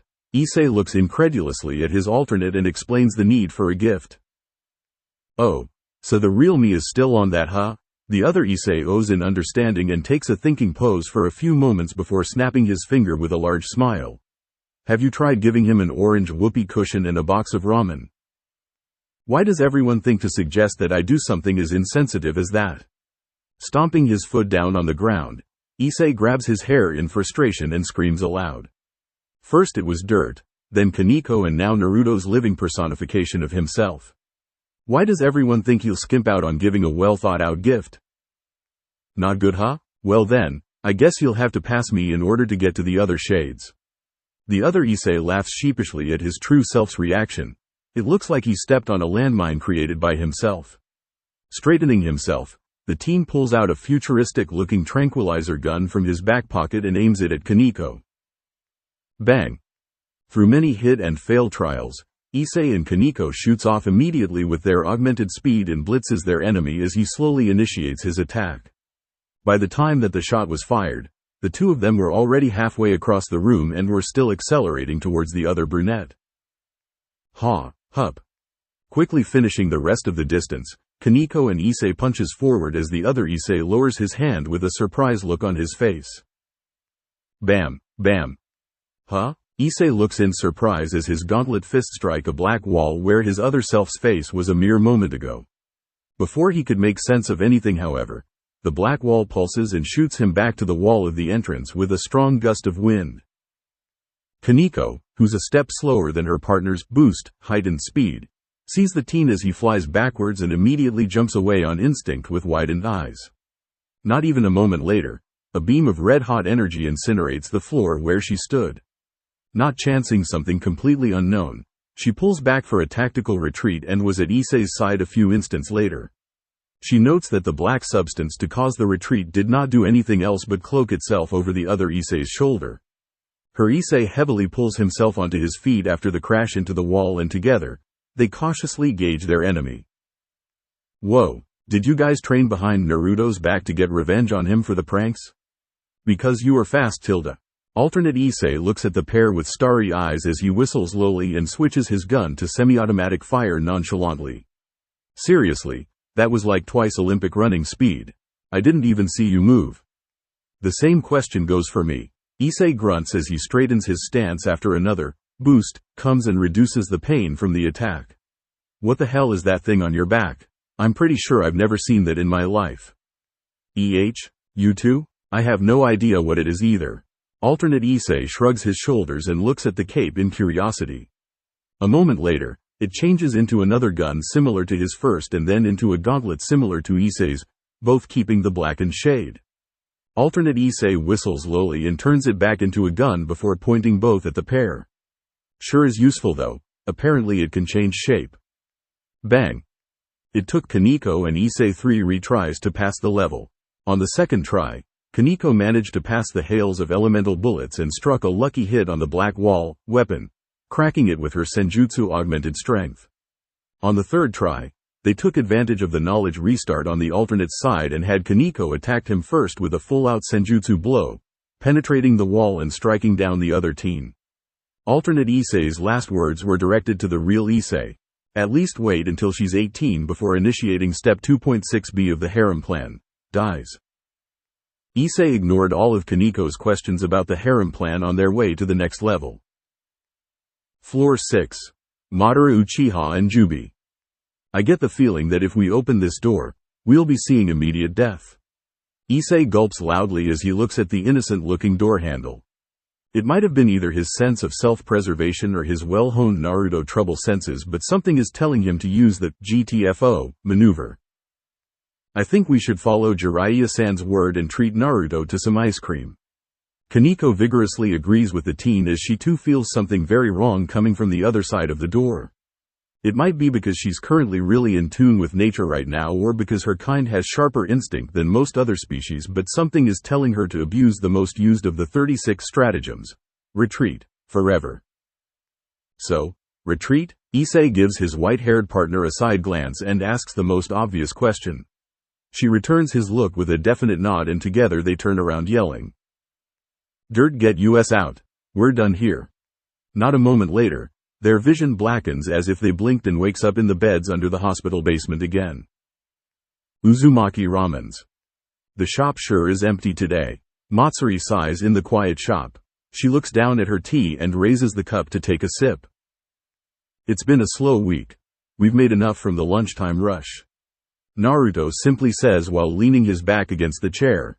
His head is tilted back in his seat with his nose facing the ceiling. His hands gingerly gripping the cup as the clock ticks by. Only enough to meet the quota for the month. We've been skimming by for a while now. Matsuri frowns as she remembers her earlier bookkeeping. They've been barely making enough per month to keep the shop afloat on the green zone. Do not worry about money trouble. I can always find a way to work that out. You're young so you forget. The blonde pulls his face back towards horizontal and smiles at his silver-haired roommate. That I've kept this shop running on worse condition. In human years, you're not old enough to brag about age seniority, Naruto-sama. Matsuri playfully a smile back at the blonde before standing up and goes to make more tea for the two of them. As she enters the kitchen, however, the doorbell rings open and the two of the missing group members' voice is declared throughout the shop's empty interior. Yo, we're here. Hello. For 5 it is. Matsuri smiles as she pours more water into the pot on the stove. She then carefully goes to the cabinet to get more of Naruto's handmade tea leaves and waits for the water to boil. Hey, Matsuri, we've brought some of ice cream. Thought you might want to try the green tea flavored one, so come out and eat before it melts, K? Iz's head pops out of the entrance and the teen gives the silverette a greeting and a wide grin. Thank you very much, Issei-kun. I'll be out immediately. Matsuri returns the smile and the brunette nods before ducking back out again. Outside the kitchen, Kaneko plops into her usual seat and pulls a random stick of ice cream from the bag. She blinks in surprise when she pulls out a 2-in-1 foodie bar packs and remembers Floor 2's old man's last word. If all else fails, just treat him to a popsicle. The brat has a sweet tooth for the orange-flavored ones. Though, blue ones are good too. She looks down at her bar and sees that it's a light blueberry flavor. Inwardly shrugging, she pops open the bag and split the stick into 2. Holding one out to her blonde friend, she asks, "Want one?" "Thanks, blue ones are my favorite." The blonde blinks at her for a moment and glazes over his eyes when he sees the blue bar. He quickly returns with a big smile and accepts the blue stick. As he ate, he turns on the television and the game system while handing the white-haired girl the controller. In the game system, he inserts the newest version of Love Schoolfest, which has been said on the net to have every route as hard as the regular Tsunere route. Kaneko narrows her eyes at the challenge and took the controller from the blonde before starting a new file on the game. She takes a peek at the other files and widens her eyes at the completion rate the blonde chef has on the game, especially since it only came out 2 days before. Firing up from the challenge now, she finishes her fruit bar and quickly grabs another ice cream stick while quickly reading through the walls of text. Issei got out of the kitchen to join them when Kaneko enters her 3rd stick of ice cream and quickly makes to retire at least one for himself. Matsuri came out of the kitchen with 2 buckets of Naruto's specially made ramen ice cream to share with the group along with her tea. She quite enjoyed the green tea flavored treat. Dirt joins in on them after parking his van and treats the group to another bag of ice cream when Kaneko decimated the first bag while trying to rush clear the Kuwadere little sister route. Tears flowed freely from her eyes as she reads the heavy but extremely emotional dialogue, but she persisted with great determination. Kurama complimented her on her powerful gaming aura and Naruto smiles lazily while watching the scene, ensnaring the image into his mind for a long time to come. Like that, they spent the rest of the day sitting around. Issei finally got what he wanted before he left with a quick thanks as he walks out the door. Omake. Extra levels. Floor 4. Alternate, Hado. Huff, huff, huff. Do you really think you've got the best of me? The fake priest throws away his broken glasses and rips off his ripped clothes to show a lean body that's riddled with bruises caused from the fight he had earlier with the fools in front of him. Sorta, yeah, you're on your last leg. I'm on my last leg and Kaneko's ready to go. Issei struggles back onto his feet while Kaneko emphasizes what the brunette said by shadow boxing energetically next to him. The brunette straightens his back and gets into a stance that worked after another boost ran through him. Never mind, now it's just you who's on your last leg. HMMP, impudent fool, I've only begun to show my power, for you see, this, the man gestures his body, isn't even my final form. URAHHHHHHH. What? Issei takes a step back as the man bends down and begins screaming. Before the teen, the man is engulfed within a giant spiking aura of green and he changes form. What was once human starts looking inhuman, and by the time the aura dissipates a bit, the man is turned completely black. His power level. It's over 9,000. Kaneko stares in odd horror as her senjutsu senses give her an approximation of the man's dangerousness. What, over 9,000? But that's impossible. Issei looks at his partner in shock. Kukuku, shall we begin? The blackened man chuckles and disappears. The pair grits their teeth and moves as well. After a while, they were able to win with using 2 dragon shot, one completely normal while another made out of nature energy. Floor 6. Behind the scene, Madara, Uchiha and Jubi. Posing in a rather dramatic fashion atop the Jubi, Madara intently stares at the closed wooden entrance with his Rinnegan eyes. Though the lights were dimmed for dramatic effects, he could still see relatively well past the marbled wall and at the intruders, or rather, their chakra outline. Below him, the Jubi prepares its giant party popper and holds it at the door. Its tail wags back and forth as it too waits in anticipation for the enemies to come. He squints his eyes when the chakra shapes shift around in front of the door but didn't enter. After a while, the shapes disappear and he feels the Jubi drooping in disappointment underneath him. He pats the beast and says encouragingly, maybe they're tired from navigating this far. Do not worry, a worthy enemy shall appear for us to fight soon. The Jubi grows a hopeful eye on top of its head and looks at Madara. The man puts on a reassuring smile and gives the eyeball a signature good guy thumbs up. The beast rumbles in joy at having such a great friend and turns around to put down the party popper. Madara jumps down the beast and begins putting the food he had prepared away in the refrigerator. It was his hopes to celebrate with the intruders for being the first to enter his new humble abode. Hashirama did not count, he was an uninvited guest. He pouts in a bit of sadness as he thought about how the other shades never visited him. It's not like he's going to try to kill them or anything. At first anyways. Behind him, the Jubi rolls in its cushioned bed and began gnawing on a bone it got from God's nowhere. Floor 32. Namikaze Minato. Wow, you two have good teamwork. I might actually have to get serious, ha ha ha.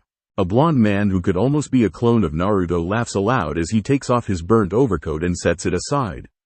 He then looks at the tired pair before him and nods. They were trying their best to defeat him, so he should be doing the same. You mean you weren't? Issei squeaks. He had just put his all into the last dragon shot, in a beam shoot off with the man's Rasengan beam. He had won the battle, but the man came out relatively unscratched while the brunette is on his knees. Kaneko does her first aid with Senjutsu as the man says the ominous words. Shaw. The blonde man angles his fist to hang by his sides and closes his eyes in concentration. He then opens them quickly as the ground cracks under him and a wave of golden energy surrounds his body. The energy swirls around him until it fully encases his body and dissipates slightly to show in within a new golden overcoat. Ra-sen, he bends his knees and cups his hands to his sides. A blue orb of energy appears within the two hands and the man tenses his body. Gon beam. Issei and Kaneko watches in odd terror as a beam even bigger than the first shoots itself from the man's hand and heads towards them with amazing speed. Floor 55. Kaneko Tujo, Sharon. Great, now we're fighting you. Anything you want to tell me about that's up your sleeve before I find out the hard way? Issei groans out as he looks at another alternate version of the two. Unlike alternate Issei, however, this Kaneko is acting completely different from her usual self and is literally running around in circles chasing a butterfly. I punch hard? Kaneko raises an eyebrow at her alternate's behavior and searches her brain for anything that might have made Naruto think that this is her. The search ended up inconclusive. NYA. Alternate Kaneko makes a mighty swipes and pins the butterfly down to the ground with a triumphant cry. As she was about to inspect her hunt, however, she finally notices the two invaders in her room and stares at them. A few minutes passes by with her just staring unblinkingly at the two before Issei couldn't handle it anymore and raises a hand to slowly wave a hi at the girl. At the action, the girl's eyes shines and she leaps comically but mightily at the pair. The ground fractures under her power. Ramen. Transform. At the apex of her leap, she pulls out something from her skirt pocket and holds it up dramatically. A flash of bright orange light shows itself from the thing in her hand and makes both Issei and Kaneko look away. Immediately following that, a mighty crash sounds itself from the middle of the room. The pair blinks the dots away from their sight for a moment and looks back towards the sound. They gape as they see alternate Kaneko wear a ridiculous ramen-themed outfit. The alternate gives the pair an impassive glare that resembles the real Kaneko remarkably and points a wand with a large Narutomaki on the end at them. Slowly, calmly and coldly, the alternate declares in a tone that makes both the brunette and whitehead shiver in instinctive fear, "Magical Ramen Girl. Uzumaki Ramenian." Kaneko was right, she punched hard. Floor 67. Tsunade Senju. Dragon Shot. Issei throws all of his strength into hitting the woman with the greatest Oppai he's ever seen in his life.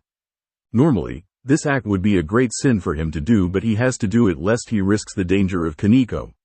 He tries to reason with his mind that he's not actually hitting a woman with great Oppais but rather Naruto's memory of a woman with great Oppais. It worked somewhat as he gained the ability to fight again, but it still pains his heart nevertheless. If he had Uchiha blood within his veins, he would have evolved his Sharingan from one Tomo to Mangekyo after the first punch. TCH. Not fast enough. Either ignorant of or ignoring Issei's pain, Kaneko clicks her tongue as the woman disengages her and dodges the beam of dragonic energy with fluid ease. The middle school girl did not know why, Oppai, but whenever she looks at the woman, Oppai, she gains a strange feeling of hatred towards her, Oppai. Whatever the case, she draws on more nature energy and starts furiously attacking the woman. Issei follows with tears streaming down his eyes. They're over there. Get them, girls. How do they manage to always find us so quickly? Worry about that later, run first. Following another peaceful and completely ordinary day of school at Kuo Academy, Issei, Matsuda and Motohama find themselves running for their lives from the track team, the kendo team, the archery team and the chemistry research team. While the first three were indeed faulted and have the rights to be mad at the trio of perverts, the fourth is only joining into the hunt for educational purposes. Issei calls it them being malicious since they have nothing better to do. As of now, half an hour into the hunt, nobody has bothered to correct him on that. Shit, they're catching up to us. I've got an idea. Matsuda, take the left. Issei, the right. I'll go straight up that path and turn tracks. If we split up, they'll have less of a chance at finding us. Be sure to not get caught. Good plan. Run for our life, got it? Right, break. In a moment of ingeniousness and perseverance to survival, Motohama calls forth the best plan that he's ever devised in his entire life. Split up and continue running, aka plan hope for the best. Surprisingly, Issei and Matsuda accepts the plan almost immediately and begins to run their separate ways even before Motohama says, break.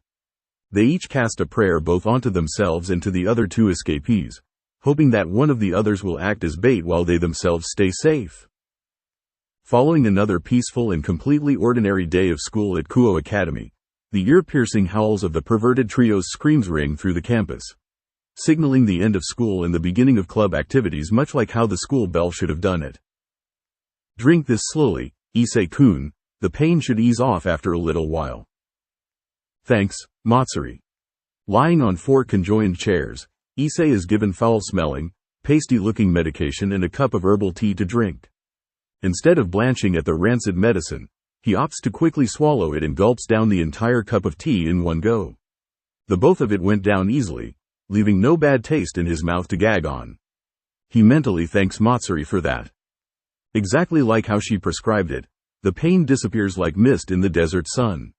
Within 30 or so seconds of intake, Issei sits up in his chair and allows Kaneko and Matsuri to retake theirs. Wow, don't know what that was, but it does wonders. Any side effect I should know of? Losing 10 years off of my life, early balding, sudden urges to praise Naruto's ramen? From his seat, Naruto scoffs at the questions. Matsuri smiles soothingly and pours Issei another cup of tea. The only after effect should be some acute muscle pains at sudden movements. The medicine only helps numb the pain and aid with decreasing inflammation and swelling. Stressing already hurt muscles will make your case worse, so I will suggest that you hold off on your after-school activities for a few days to heal up. Keep it down and don't get caught, got it tilde. Matsuri gives Issei a stern glare at his joking answer. He caves in immediately and repeats Matsuri's instruction word for word. Seeing that he understands, the silver-haired girl nods agreeably and returns to her smiling appearance. TCH, they didn't make this game to be played.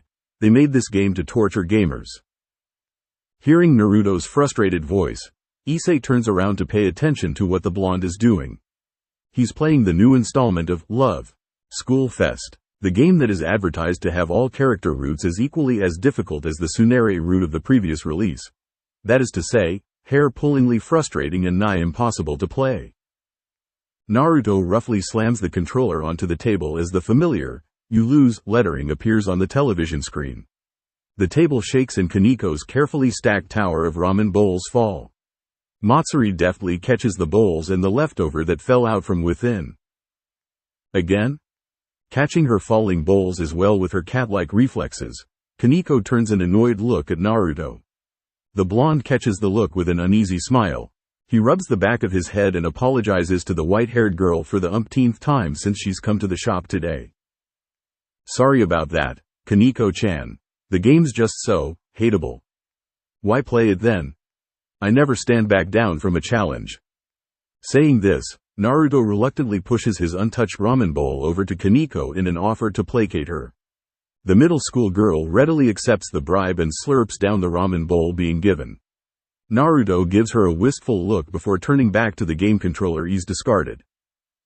He takes it up and navigates the game to start up again. Matsuri quietly take away the finished bowls of food and comes back out of the kitchen with 2 new ones for Naruto and Issei, some desserts for Kaneko and a new pot of tea for herself.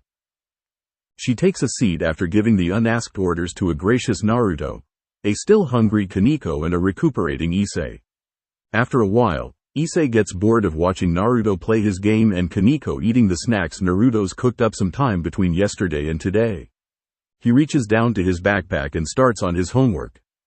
This math problem is wrong, Issei-kun. You're not supposed to carry out this variable until you do this first. Aw, thanks, I didn't get that one. I see it now, thanks. Curiously looking at the math homework Issei's doing, Matsuri helps the brunette by pointing out various problems he's getting incorrect from the parts he's already finished. Obediently listening to the academically superior Matsuri, Issei quickly goes through the homework in front of him, turning it from half-finished pages to something that's presentable to the teachers who handed it out. Thanks for the food. Finishing the last of the food presented to her, Kaneko claps her hands together and thanks both Matsuri and Naruto for treating her to another meal. Matsuri smiles pleasantly while taking the empty dishes and bowls into the kitchen. Naruto makes an acknowledging grunt while cursing the game he's playing. The game soon shows Naruto the "you lose" screen again, which in turn makes him rage over his most recent loss. Kaneko, predicting what Naruto was going to do beforehand, intercepts him and takes the remote away as he was about to slam it. She navigates the game's menu and starts a new game of her own. Naruto stares for a moment and shrugs indifferently at the act. He turns to the slightly soggy, still untouched ramen bowl that Matsuri got for him and digs into it. Matsuri comes back out of the kitchen and pours him a cup of tea. Is the game really that hard? Impossible is a better description of it. Curiously watching Kaneko methodically push through the game panel by panel, Issei puts down his pencil and questions Naruto about the game's difficulty. The blonde store owner looks up from his bowl of ramen and answers with a frown. The painful memory of his latest loss is still fresh on his mind, hurting and frustrating him even when ramen is healing his spirit. I've seen some ending scenes on MeTube, so at the least, it's not impossible. Those people who've put up the videos are the game developers. They're trying to give us players the false hope that the game is beatable. Those videos are probably unused test datas. Issei pulls up the video of the last fight scenes from one of the game's many routes and show it to Naruto. The blonde adamantly stands his ground, proclaiming to everyone at the table that the game is a hoax. I've finished stage 1.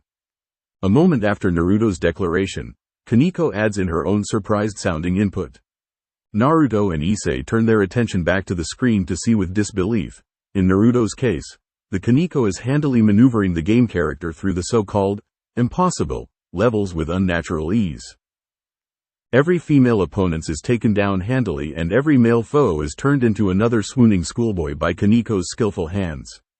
Picking up speed, Kaneko runs through the game with ease. Rapidly and efficiently, the white-haired girl goes through the next stage and the stage afterwards, barely taking a breather to save her progress in between. She takes down all opposition with awe-inspiring expertise and soon makes it to levels that Naruto, the only person in the group to have above an hour's worth of saved playtime within this game, didn't even know existed.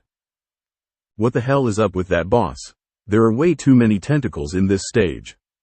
What's up with Kaneko? How's she doing any of that? It looks like the developers have taken to referencing Lovecraftian cosmic entities for this heroine. I remember reading a magazine about this particular fictional god. It was titled, Cthulhu and You. 101 Ways to Find Inner Peace. The fact that you're reading something like that is concerning me. Do you need some break days, Matsuri? The shop's empty for most of the time. You get some rest whenever you feel like it. Don't worry, Naruto-sama. I was just curious. I read the magazine mainly because it had an interesting recipe for green-colored sponge cakes. Oh, I remember those. They were pretty good. Thank you for the compliment, Issei-kun. Would you like some? I still have another batch that I was saving. Really? I'll have some. Me too. Of course, I'll get some for you too, Kaneko-chan. Speaking of whom, how many levels did you just clear through? 7. 7? While Naruto and Issei exclaims this, Matsuri leaves the table with her teapot to go into the kitchen again. Naruto looks dazedly at Kaniko's masterful playing and gives a hollow laugh every once in a while after finding out just how far ahead of him she is. Issei clears the table of his finished homework and sets aside the ones that aren't completed to do later. He curiously watches the middle school girls play as well. A few minutes passes and Matsuri comes out of the kitchen with 4 plates of sponge cake slices. Naruto continues to languidly stare at the television's direction and Issei starts gulping in apprehension as he watches on. The choices that Kaniko was making, it made no sense to him. Why would she go here when it is more obvious to go somewhere else? How did she know to use the disposable items at this moment rather than saving it up to be used later on in the story? How did she know what the answer is by glancing at it once from a list of 30 other choices? It didn't make sense to him what the white-haired girl is doing. This only gets more confusing when Matsuri starts actively playing with Kaniko. Their clearing streak intensifies in speed and quality. Issei starts having trouble keeping up with the dialogue at times. After a few more levels, they completely lost him while being immersed in the game. Issei gave up following them after they passed through another seemingly impossible level 8 levels ago. He gulps down his tea and pours himself another before looking at the oddly silent Naruto. The blonde has on a look of deep concentration. An aura exudes from his body and his eyes move manically back and forth on the screen. Naruto had to actually switch to his serious mode to follow the two female in their play. For that, Issei gave the 2 girls a silent mental applaud. Phew, done. That was certainly interesting. I liked this one more than I thought I would have. Especially when the final boss showed up after we only. The game is soon beaten mercilessly by Kaniko and Matsuri. As final boss fades away and the ending credit roll in, Kaniko gently puts the controller down on the table and have a heated conversation with Matsuri. The topic about the game went straight over his head, wounding his pride as a gamer and lover of these types of games. Finally, Naruto stands up from his seat to look in Issei's direction. Issei catches the blonde's eye as it flickers towards the kitchen area. He understands the blonde's intent immediately. He gets up from the table as well and walks towards the kitchen entrance. In the corner of his eyes, he sees Naruto giving Matsuri an excuse for her to keep talking Kaniko about the game. After making it into the kitchen and waiting for a few terse moments, Naruto comes in with a platter of the used dishes that he and Kaniko made. He quickly dumps it into the sink to soak and sits down on a stool nearby. He gestures for Issei to take a seat on one of the stools near the dish racks as well and the brunette complies. A moment passes by as Naruto, who's still radiating a serious aura, contemplates his words. What he says afterwards rang true in Issei's mind as well. Women are complicated creatures. Issei merely nods at this. Naruto continues after seeing that Issei gets the gist of what he's saying. We, as men, will probably never understand their ways. Why they do this, why they think that, we might never understand. Again, Issei gives an affirmative nod in agreement. But with that said, it hurts my pride to lose like this. Issei gives the blonde a sympathetic, yeah. Therefore, we will train hard to be like them, so that we can understand them and then surpass them, until the day when we can beat the game just as fast as well. Issei makes a nod without thinking about what the blonde just said. He then takes a moment to process the new information. Wait, what? Because we can't outgirl them as males, we will have to infiltrate their ranks as females. Issei raises his voice with surprised confusion coloring his expression. No, wait, hold up a minute. Of course, we can't just infiltrate their ranks as we are now. We'll need a new identity, a new life, a new perspective. We'll live and breath as girls until we're ready to re-challenge this game. Naruto ignores Issei's request for a pause and manically continue with his tangent. I've already got some fake IDs ready in case something like this happens. We'll leave today and go around to gain experience in being a girl. I don't know when we'll come back, so I'll bring some money and clothes. I will also have to bring. Coming to a slow but full understanding of what Naruto's mad ranting is about, Issei makes to stand up from his stool to shake Naruto out of his insanity. The blonde snaps his finger and a rope comes out from beneath the stool's seat to tie down Issei. Alright, everything's planned. All that's left is the execution. You ready, Issei? Issei grunts in an attempt to snap out of the ropes tying him down. It didn't budge in the slightest bit. He looks alarmingly at Naruto. The blonde is pulling items out of a cabinet near the sink. A brown wig, a large makeup kit, some cosmetics and napkins. He shivers for no reasons at the sight of the napkins. The blonde closes the cabinet after pulling out the items and turns to Issei with his hand laying on the makeup kit. Issei opens his mouth to give the blonde a word of protest but is muffled immediately by a gag that appears out of nowhere. The brunette muffles out another few sentences in mufflinese before realizing that it's futile. Relax, I'm pretty good at doing this. It'll be over in a moment. Issei could only sit there and bear the unbelievably scary smile that Naruto's put on. In his mind and from the back of his throat, a small squeak of fear rings out. Hey, Matsuri, we're going out. Watch the shop, K? I might be out for a while. Of course, Naruto-sama. Don't stay out too late. Yeah, got it. See you later. Telling Matsuri that he's leaving, Naruto casually walks out of the shop with an prettied-up Issei vacantly following him. The brunette is now dressed up in a neat, librarian girl get-up which contrasts his usual sloppy dressing style. The knee-length blue skirt, black pantyhose and woolen sweater looks nowhere out of place on his body. Kaneko gave Issei a thumbs up for look and tells him to go get him. The brunette coughs weakly and wipes away a red, lukewarm stain on his lips afterwards with a dazed look. It seems to Naruto that the teen is still withdrawing himself from the reality that's in front of him. The blonde understood Issei. It's not easy to lose to someone you know so well. You can't hold a grudge against them either, only silently watch on with a look of fake happiness as they succeed. Thinking of this renews Naruto's vigor to get his new mission started. His eyes blazes with the will of fire and he pulls Issei out of the store, staggering the brunette out of his hazy stupor. Breaking out from his Naruto-induced trance, Issei takes a moment to reassess his situation.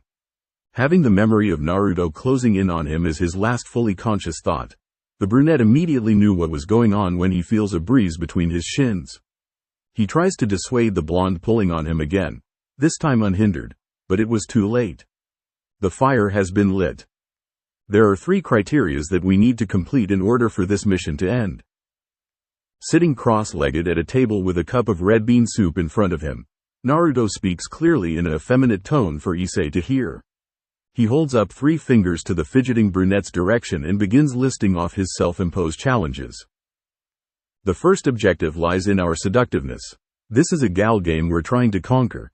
It was foolish for us to have come in with no experience in wooing men. Women are, inherently, very good at wooing men. We, as men, are much less capable. Naruto pulls down the first finger out of his 3 raised ones while saying this. Issei deadpans at it as soon as the blonde finishes. And you think Kaneko has the ability to do that? More than we do, in any case. The blonde shrugs his bared shoulders and continues on under the brunette's stony glare. The second objective is based on our girl power or, in other words, how strong we are in comparison to other girls. So what, we fight them? You have more than enough strength to fill for the both of us. Issei's deadpan continues to thrive by being fixated to the blonde. Naruto shakes his head to deny the brunette's claim. Actually, no. I've never fought while wearing a skirt, so I don't know of any methods to keep it at minimum fluttering. If I were to flashily show my skirt's contents whenever I fought, forget girl power, I'd just be channeling my pervert power. This might actually reduce my fighting capabilities by up to 90%. This coming from the man who cross-dresses at least once a week for his own twisted amusement. Issei's deadpan starts to break under the pressure of his twitching eyebrow. He stares humorlessly at Naruto as the blonde continues unencumbered. The third and last objective is something that the game makes us work for. The ability to rise above the occasion and conquer every challenge in our path, whether they be mental, physical, or spiritual. You lost me. What's our last objective? We have to be able to get someone to propose their undying love to us. Issei's twitching eyebrow halts with an almost audible creak. His face twists in disbelief as he runs over the words Naruto said just now in his mind. Sorry, I must have misheard you. Can you say that again?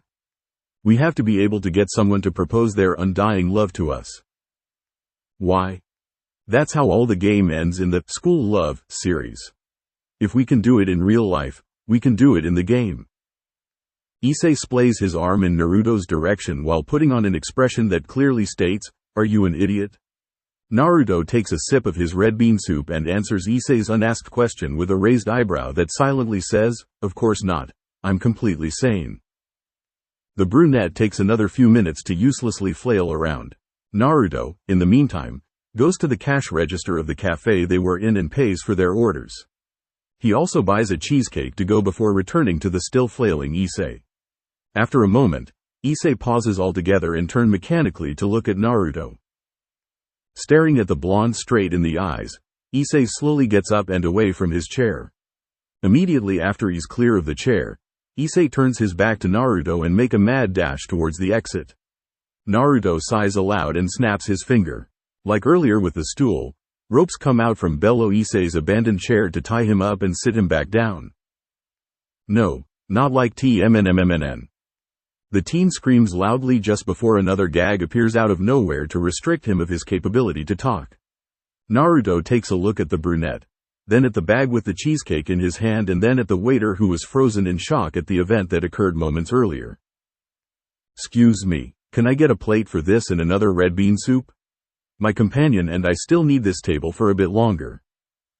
"This is stupid. It's all so crazy. This is stupid crazy. Why can't you just look up a game guide or something?" "Because that would defeat the purpose in doing it by ourselves. We need to restore our honor as a gamer by completing this without any intervention. Gamers don't go this far, ever. Most don't even get past their house's front gate for regular occasions."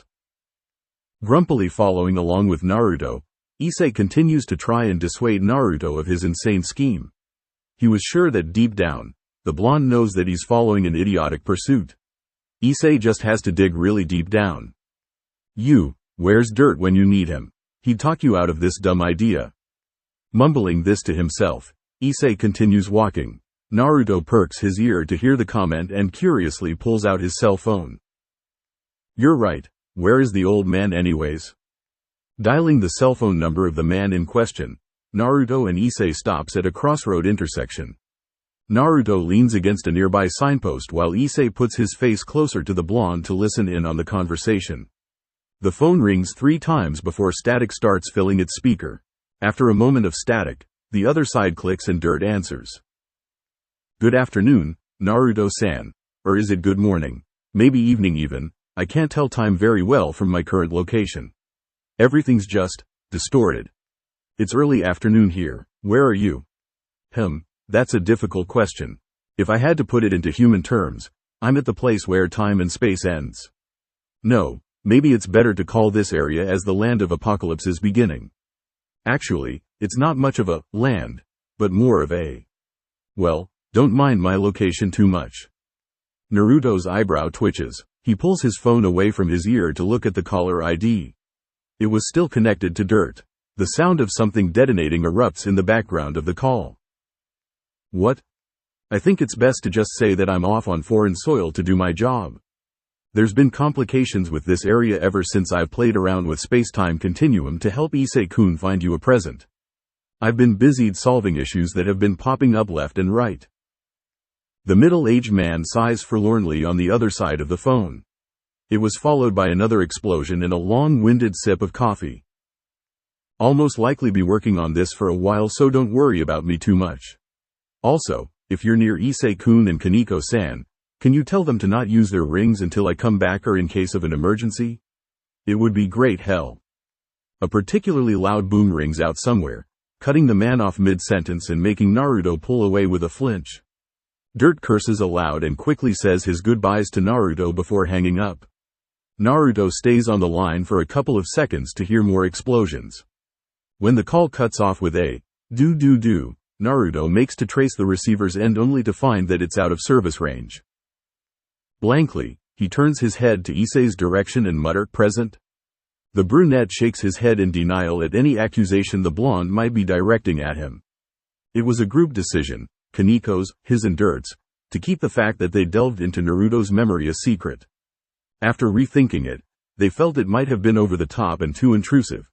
Even if it was technically Naruto, in the end, who's deciding to give out any personal information. As for the space-time continuum thing, the man only sipped his coffee once during the whole conversation. He's probably teetering off the cliff of delusional already. Naruto shrugs and makes a call to Kaneko to pass along Dirt's message about the ring that she and Issei ended up obtaining from the adventure in Naruto's mind. Issei reaches into his pocket to feel the two items within. Dirt's ring and Naruto's pitch-black omamori. Ever since either of the two items has been given to him, he's made a habit to bring them along wherever he'd go. Idly, he remembers the third charm that he never carry around, another omamori, one of friendship, that Naruto's given him the day after Tanabata. Whenever he carries it around, he'd get weird looks. He wonders why. Well, I don't know what that was about, but Dirt's out of the equation for now. Naruto shuts his phone while Issei is pondering and catches the brunette's attention. The blonde points at the 3 street signs above the post he's leaning on. Let's get back on topic. Since this was my idea, I feel like it's best that you make the decision on where to go. Left is for seducing guys, right is for girl power sparring, and straight ahead, if you dare, is hands-on marriage.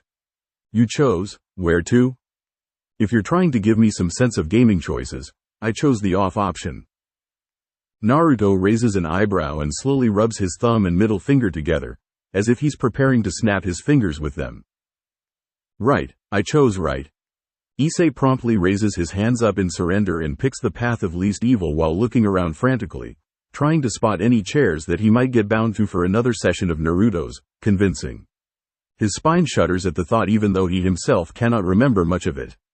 He knows that the memory repression is for the best, so he stays clear of any thoughts that might trigger the memory to resurface.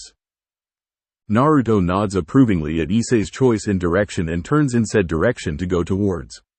He puts a vice grip on Issei's left arm and drags the brunette along.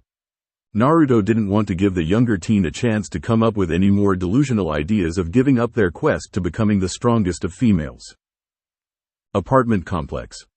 There is our first opponent. I can sense a powerful amount of girl power coming from this person. Crouching down by an apartment complex's window and peeking inside with narrow eyes, Naruto mutters to himself and Issei. Issei, standing much less conspicuously than Naruto, looks above the blonde's shoulder to see the poor fool who's about to get roped into Naruto's scheme. The brunette blanches at what enters his sight.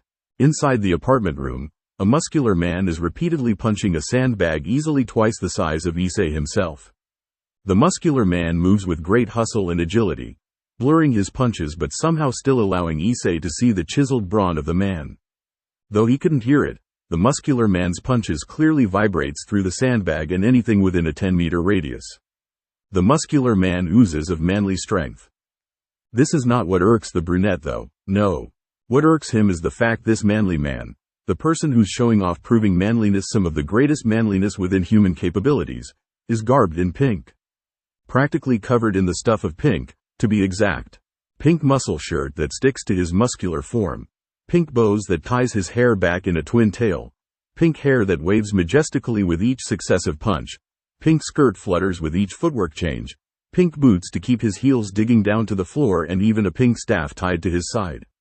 The muscular man is a complete contradiction of manliness and girlishness. A horrible combination that demands Issei to rip out his eyes the moment he saw it. Now do you see that I was being serious? Covering his eyes before he crosses the line, Naruto pulls Issei away from the window frame. The brunette slowly nods his head monotonously as the urge to claw out his eyes lessen with the passing seconds. After a few seconds, he pulls his hand up to tap Naruto's. The blonde gets the message and lets go right after to meet Issei's grim look with a serious one of his own. That, right there, is most likely the strongest girl power within this city, Miltan. As you can see and feel, Miltan's girl power is tremendous for a human, almost scarily so. She is. Naruto goes on to give Issei an in-depth identification and biography of the muscular man, Miltan. The blonde did not leave much out to imagination and gave Issei Miltan's whole life story and quirky habits. How he got it, Issei does not know, but after seeing the mass of pink and muscle with his own eyes, the brunette finds himself not caring much. A man of faith who defected from the church years ago to pursue a lost cause, Miltan settled into Japan 2 years prior and made this apartment his home. He got into the custom of watching magical girl shows because they were the only thing on television at the time to entertain him as he trained. The show passively took him over, both replacing and filling the void that was once the home to his faith. After a year or so, the man, previously known as Michael I Laverick, took on the persona of Miltan. He is nice to people of any age and any race, regularly donates and volunteers at shelters and has a habit of knitting, sewing, cooking, cleaning and body muscle training. This is the man known as Miltan. So how are we supposed to out-girl power him? I don't think fighting him with your fists is a very tactful method for increasing your girl power.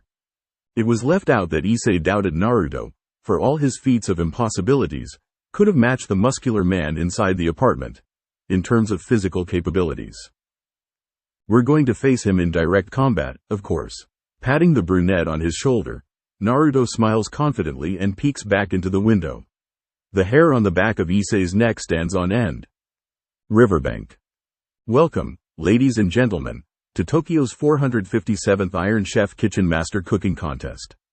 Today, we have the on-again off-again ninja god of ramen, the wonder chef of Uzumaki Ramen himself, Uzumaki Naruto.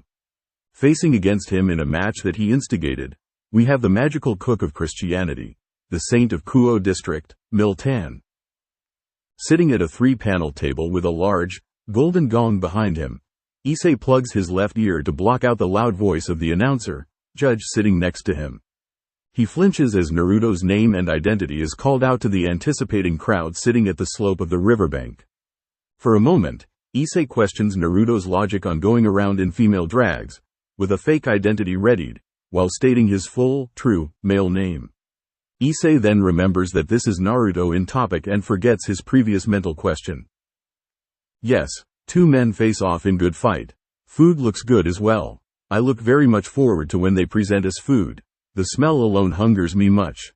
Smoke from food and strong fire builds my appetite. Sitting to his right, a guru says this to his backwards microphone. A memory of the first time he met the guru with Kaneko, in this exact same place and situation, recalls itself in his mind to remind him that the guru is blind. Discreetly, Issei turns the microphone around for the man with the forced-sounding accent. I'm pretty sure the fire is a fire hazard. Looking back at the fire that Naruto and Miltan, he shudders at the very mention of the muscular man, are standing by. Issei pulls out his phone and dials the fire station's emergency number. He leaves his thumb readied on the call button for safety measure. It's not a hazard until someone starts dying. Issei spins around from paying attention to the guru to paying attention to the announcer, judge sitting next to him. Under a mop of shiny, black hair and on a pretty face is a smile that makes Naruto's sinister smirk look like a baby's joyful grin. He then turns his gaze down to the microphone sitting in front of the woman to see that she's covering it up with her left hand, so as to not let what she just said get projected towards the audience. While our 2 contestants prepare for their cook-off, why don't we get introduced to our panel of 3 judges?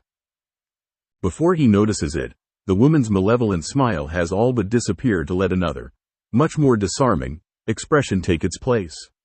He wasn't fooled though and scooted his seat away from her and closer to the guru. The announcer, judge didn't seem to mind and continued announcing her lines. Starting from our very left, we have the blind guru of Curry, a man whose kidnap bequeathed this role of judge from fresh out of his hospital bed. Some of you might know this almighty guru from his earlier achievement of being the champion to Tokyo's 456th Iron Chef Kitchen Master Cooking Contest, where he even-handedly defeated Wonder Chef Uzumaki Naruto. He is also the first in the last 100 years of recorded history to complete the infamous taste bud explosion, the move that defeated Uzumaki-san.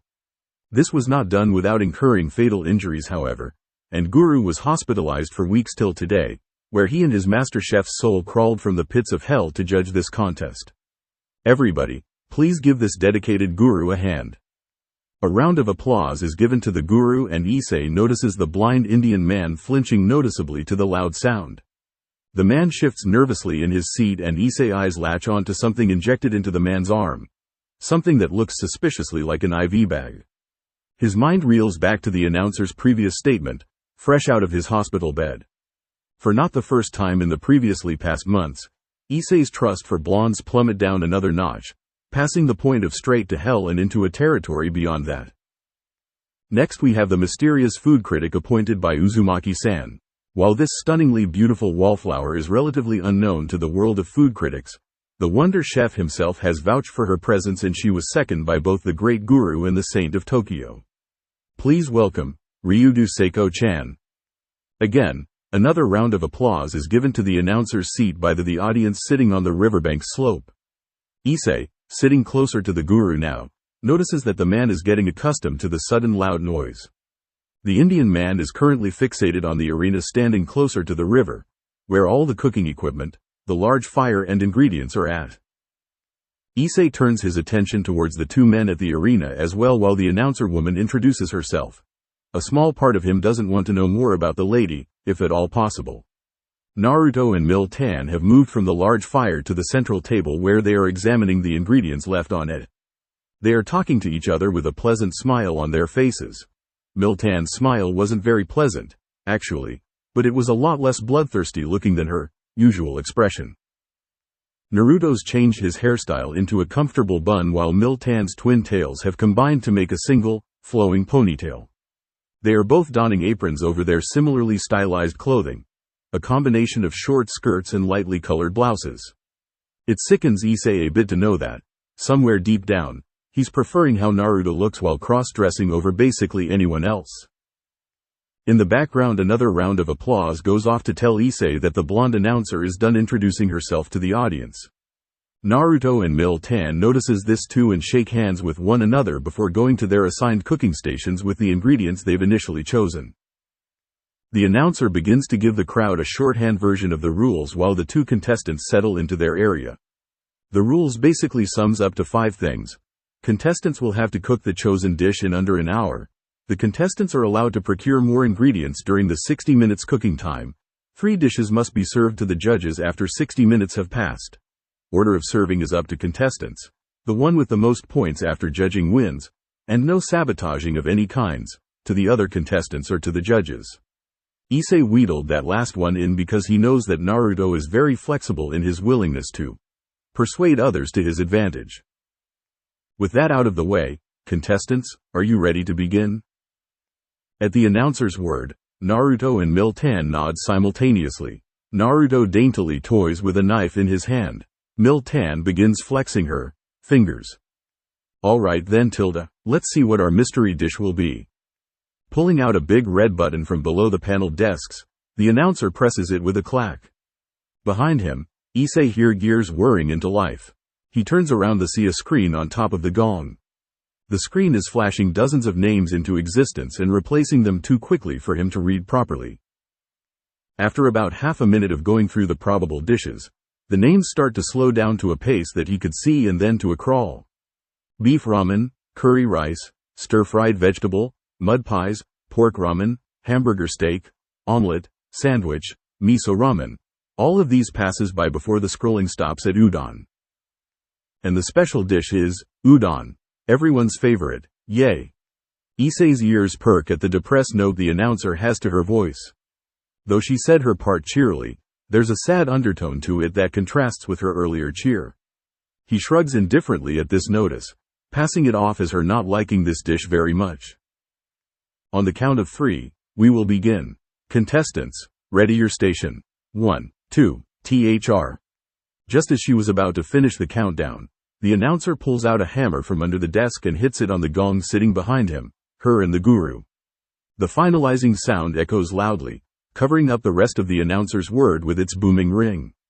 The guru jerks very noticeably at the sudden sound and covers his ears. Issei quakes for a moment before calming. Naruto and Mil-tan both disappear in twin blurs of orange and pink. At a speed that would have made some shonen manga characters very jealous, Issei sees the two pilfer ingredients by a barrel full to bring back to their cooking station.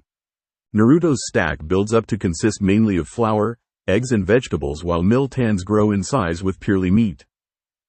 It lasted for no more than a scant second before the two's bodies reappear back into Issei's sight again. Immediately slamming 4 pots brimming with water onto his stoves, Naruto puts the water to boil with a timer next to it. The stove was hot enough to transmit heat all the way to the judging seat and made Issei sweat. While that was going on, Naruto begins using the flour, eggs and other assorted ingredients to make some dough that would be the noodles. Continuously kneading the dough, Naruto begins the long and arduous cycle of making noodles from scratch. Taking his eyes off of the disguised blonde, Issei looks over to the other side to see what Miltan is doing. He blanches as he sees the man, sitting cross-legged by an open fire while roasting something over it. The stove, or what used to be a stove, is now a raging bonfire fueled by what looks like skeletal remains.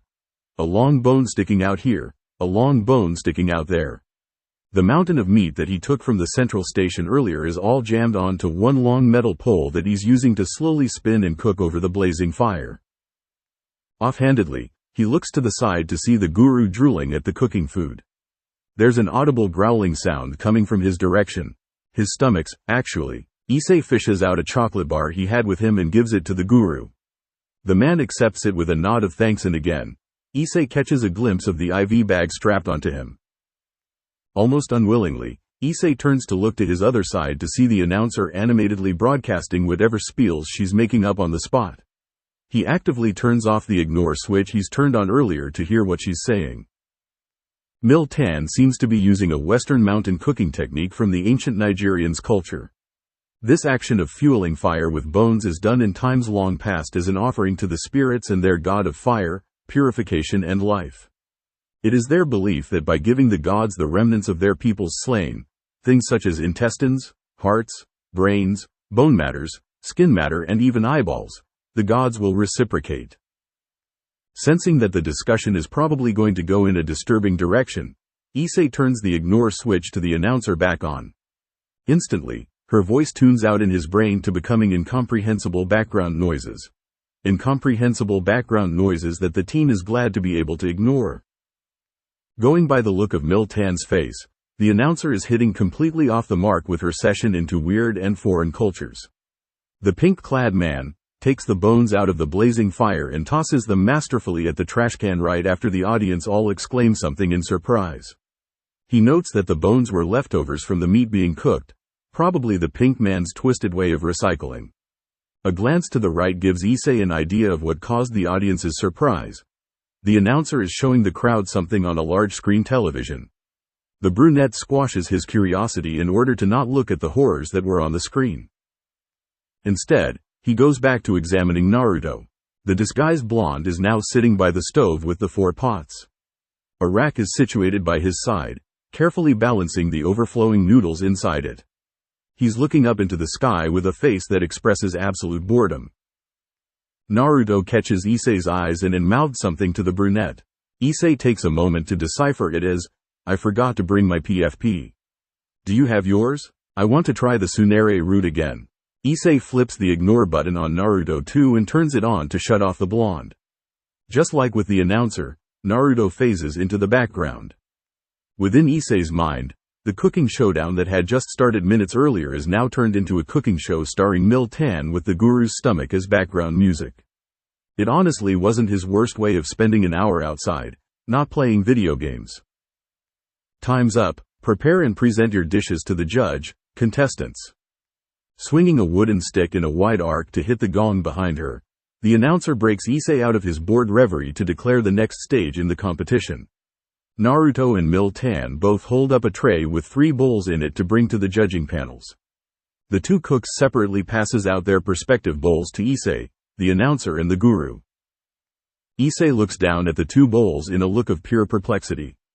The first bowl, Naruto's bowl, is basically a bowl of pork ramen with udon noodle substitute. It has the same exact layout and scent that is present in Naruto's model bowl of pork ramen. The second bowl, Miltan's bowl, is just a stack of meat. Using his chopstick to flip the top layer over, Issei sees a few strings of udon noodle drowned in the sea of meat. Issei looks over to the guru to see the man openly drooling with his mouth agape. The sound of the guru's stomach has all but disappeared and Issei worries that if the man starves anymore, he'd soon reach enlightenment. Turning his sight over the announcer, Issei sees that she too is also poking at the dishes with a look of bewilderment. Most noticeably, she's poking at Naruto's ramen dish. Well, let's get started then. The first one up for judging is contestant Naruto's dish, udon ramen. The announcer apathetically announces the start of their judging with a glare of disappointment at the dish's creator, Naruto. The blonde shrugs his shoulder at the glare. Issei watches the two interact with mild curiosity before grabbing his spoon and chopstick and digs in. Ramen. As soon as the noodle, broth and condiments enter his mouth, Issei's eyes twitch in knowing familiarity. Naruto's dish is literally just a bowl of his usual pork ramen. Even the noodles, though they are shaped differently, is just ramen noodles. The whole dish is a lie. Well, it's a delicious lie, but it's still a lie. Issei finishes up the bowl anyways. It was rationed to be filling enough but not too filling, and he's hungry from all the walking around that came with Naruto dragging him around. The ramen wasn't bad, I'd rate it a 9, honestly, but the theme was udon. Unfortunately, I can only give you a 5 for effort. After finishing the bowl faster than Issei, the announcer wipes her mouth carefully and gives her score to Naruto. The blonde grimaces at it, but accepts it at the end. Issei follows the announcer's lead and also gives Naruto a 5. The guru does the same after cleaning the bowl spotless. In the end, Naruto came out with only 50% of the full score. The disguised blonde took the lamentable score with noble silence, as if to say that he did not regret staying true to his ramen way. Here goes nothing. As soon as Naruto backs away and allows Miltan to step forward to be judged, the announcer picks up her chopsticks and tucks into Miltan's bowl. Hearing the announcer's mumbling, the guru begins to heartily shovel food into his mouth again. Issei reluctantly picks up his own bowl to follow the two. Meat. As expected of a dish that's littered with it, the first bite resulted in Issei tasting nothing but meat. With just one chopsticks full of food, Issei is already feeling the overpowering taste of meat that flows within the bowl. This isn't bad. The meat is grilled to good consistency and the taste is very delicious. Even though it's lacking in the noodle department, there's definitely udon in this. However, I can't very well condone a bowl of meat to be anything more than 5 points. The announcer puts down her chopsticks after the first bite as well and gives him the neutral score that she gave Naruto. Issei follows her example and gives the man the same number as well, putting the victory-deciding score to the guru's decision. The guru, after he finishes shoveling down the bowl of meat, opts to giving the same score as well. In the end, the three judges give the most complacent score to the two simply because we have no idea which one of their dishes is better. Behind the judges, the audience starts muttering among themselves. They seem to be unsatisfied with how we judged. There's a sense of discord because of this. Yes, I suppose that is a way to end this competition. Unfortunately, I'm not finished yet. After all, I want to end this competition on a high note. You see, I've always disliked being disputatious. A little scrap here and there is fine in my book, and even a hard-earned argument is okay if it has good reasons. But, in the end, I'd much rather everyone get along peacefully. As if he was to be their saving grace, Miltan walks up to the judging table again with 6 more bowls. He removes the bowls at our side and puts down his new ones, 2 for each judge. Issei looks at the bowl with mild curiosity to see that it is another serving of both contestants' dish, Naruto's ramen udon and Miltan's meat udon. This time, the dishes are only half the size of the previous servings. The announcer is alternating between curiously looking at the half-sized bowls and the confident Miltan. The guru is now drooling at more food being presented to him. For himself, Issei is quizzically figuring out where the pink man is heading. For today, I want this challenge to end in what my ideal begs of me. I want for there to be no losers. I want for there to only be winners, for everyone to be winners, for there to be harmony.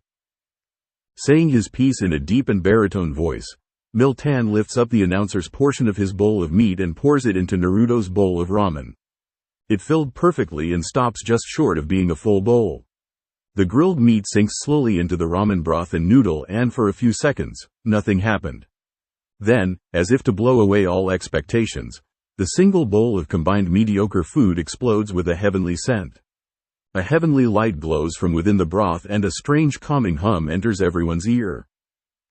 Behind Issei, the audience stops all their whispering discussions as they too sense the sudden change. The silence was practically palpable and would have made Issei nervous if not for the distraction that was the new dish before him.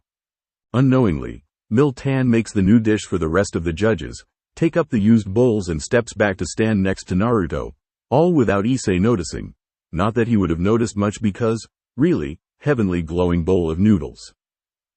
I take it that you wanted to have this dish decide whether the competition remains a tie or a unanimous victory for both sides.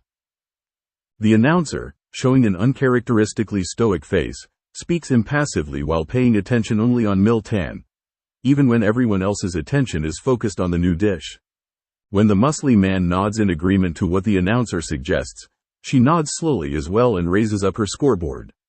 It has 2 bright, red 10s on it, double the most perfect score that any judge could individually give. For just a moment, Issei's brain takes over his body's function from the stomach to make him take a look over to announcer's bowl of glowing noodles. It was licked clean and spotless. The announcer is also pushing the bowl towards the muscly man in a silent way to ask for more. Let's get started then. Unable to wait any longer, he lifts up his own pair of chopsticks and spoon again. Issei dips it into the bowl of fake udon ramen and pull up long strands of noodles to his lips. The moment it comes into contact, his mind blanks. MHNNNN. Issei opens his eyes with growing awareness. He blinks a couple of times to get his lids to fully open for him. His sight readjusts with each blink to accustom him to the light of the room. Thankfully, the lighting wasn't fully on and was dimmed enough to not be blinding. Issei becomes aware that, since he is facing the lights right now, he's laying down on his back. He takes a few more reorienting blinks before sitting up.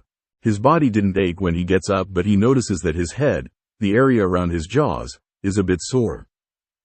He rubs his jaws and opens it a couple of times to get the soreness out of the way. It didn't leave no matter how he moves it. Not exactly the first thing I'd do if I wake up, but it's good to know that you're feeling well. Issei turns around to see Naruto, who's still wearing his disguise, walking towards him. The blonde is holding a cup of water in one hand, a folding chair in the other and a magazine in his armpit.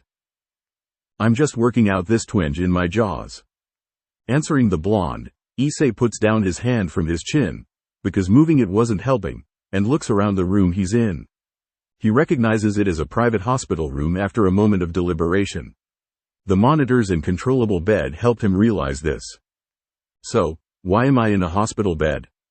Your mouth blew up during the contest. We allowed the ambulance on standby to take you and the guru while you were knocked out. They took you here and you've been sleeping till now. Taking a seat next to Issei's bed, Naruto puts aside the magazine and gets an apple from the basket on a short cabinet nearby. He produces a fruit knife from his skirt and proceeds to peel it in a dexterous manner, making a flower patterns out of the red skin layer. Issei, in the meanwhile, is looking at the blonde in bewilderment. His mouth blew up? The guru's too? Oh yeah, speaking of being here, you should write a thank you letter to Miltan. The guy used his half of the victory prize to throw you into this room. Naruto hands Issei a plate with the sliced apples on it and the brunette takes it with a thanks. I'll give him my thanks later. How long was I out? Issei takes a bite of the apple Naruto's peeled for him and scrunch his eyebrow at the blandness of the fruit. It tastes like nothing, absolutely nothing. There's texture and juiciness to it, yes, but absolutely no tastes whatsoever. It's 8 in the night right now, Sue, roughly 6 hours since you've got carted here. Your mouth might taste a bit numb. Growing it back a tongue from an explosion will do that to you. Issei blinks owlishly and a part of his brain, the smart part, clicks in the answer. He probably experienced the taste bud explosion technique and it landed him a place in the hospital bed. He's seen it before with Kaneko, the devastation of the move. He asks at the blonde if it was so and he gets an affirmative moments after having the question leave his lips. Sighing, he switches topics to one that doesn't involve his bodily harm. When can I leave? I'm feeling good to go now. After the nurses and doctors finish processing your paperwork, proof of identity and all that. I guess I'll need hurry up and fill it out then. Don't worry about it. I filled it all out for you while they were doing a checkup. I made sure that they were thorough. While the blonde says this in a casual tone, there's a tint of amusement to his voice that tips Issei off. The brunette gets out of the bed immediately and inspects his body. Legs, arms, stomach, fingers, toes, nose, eyelash, everything was still intact. He hastily walked over to the room's bathroom, located right next to the room's only entryway, and look at himself in the large mirror. There's no new weird stitches, tattoos, drawings, paintings, writing or branding. For a moment, Issei stares at his mirror image in confusion, trying to figure out what Naruto is up to when, suddenly, the smart side of his brain pops in to tell him his current look. Long braided hair, light makeup, knee-length skirt and a hint of bulge in his chest area. Without a doubt, he does not look like a he for the people who checked up on him. I'm glad I took the time to take care of your makeup and choice in clothing. Your body, though it isn't very brawny or standoffish, is still that of a guy, so I had to make an effort to give you that shy, pretty girl look. Everyone in the ambulance car was convinced. So were the nurses. Issei slowly turned to Naruto, who was standing at the bathroom's doorway. The blonde has on an infuriating smirk that transcends physical looks of gender bound. Speechlessly, he gapes at the blonde to look for words to say. Excuse me, Miss Uzumaki. I'm here to check up on Mr. Hyoo. I see that he's awake. Before he could have come up with something to say to the blonde, a nurse walks in and sees Issei. She gives Issei a look over and excuses herself from the room seconds after entering. During the whole look through, she did not meet the teen's eyes once, not even when she checked his facial area. There was a clear look of discomfort to her expression. He stands there for a moment longer, trying and failing to rein in his rampant emotions. Hee. Before Naruto's light laughter broke him out of his trance, closing and then opening his gaping mouth while rushing at the blonde in a reckless charge, he yells out the only word that can come to mind, one filled with rage, embarrassment, humiliation and whatever else he could have mustered at the time. Naruto. Ha ha ha ha. The blonde, too, made a run for the door. Thankfully, Naruto did not make him go through any more humiliation and cancelled their quest to becoming the most effeminate of females. As it turns out, he's broken through his gaming slump while he waited for Issei to wake up in the hospital. He also bought a change of clothing, one fitting for a male, allowing Issei to leave with some pride intact. Well, whatever pride was left after his first and only run around the hospital building in drags to chase Naruto.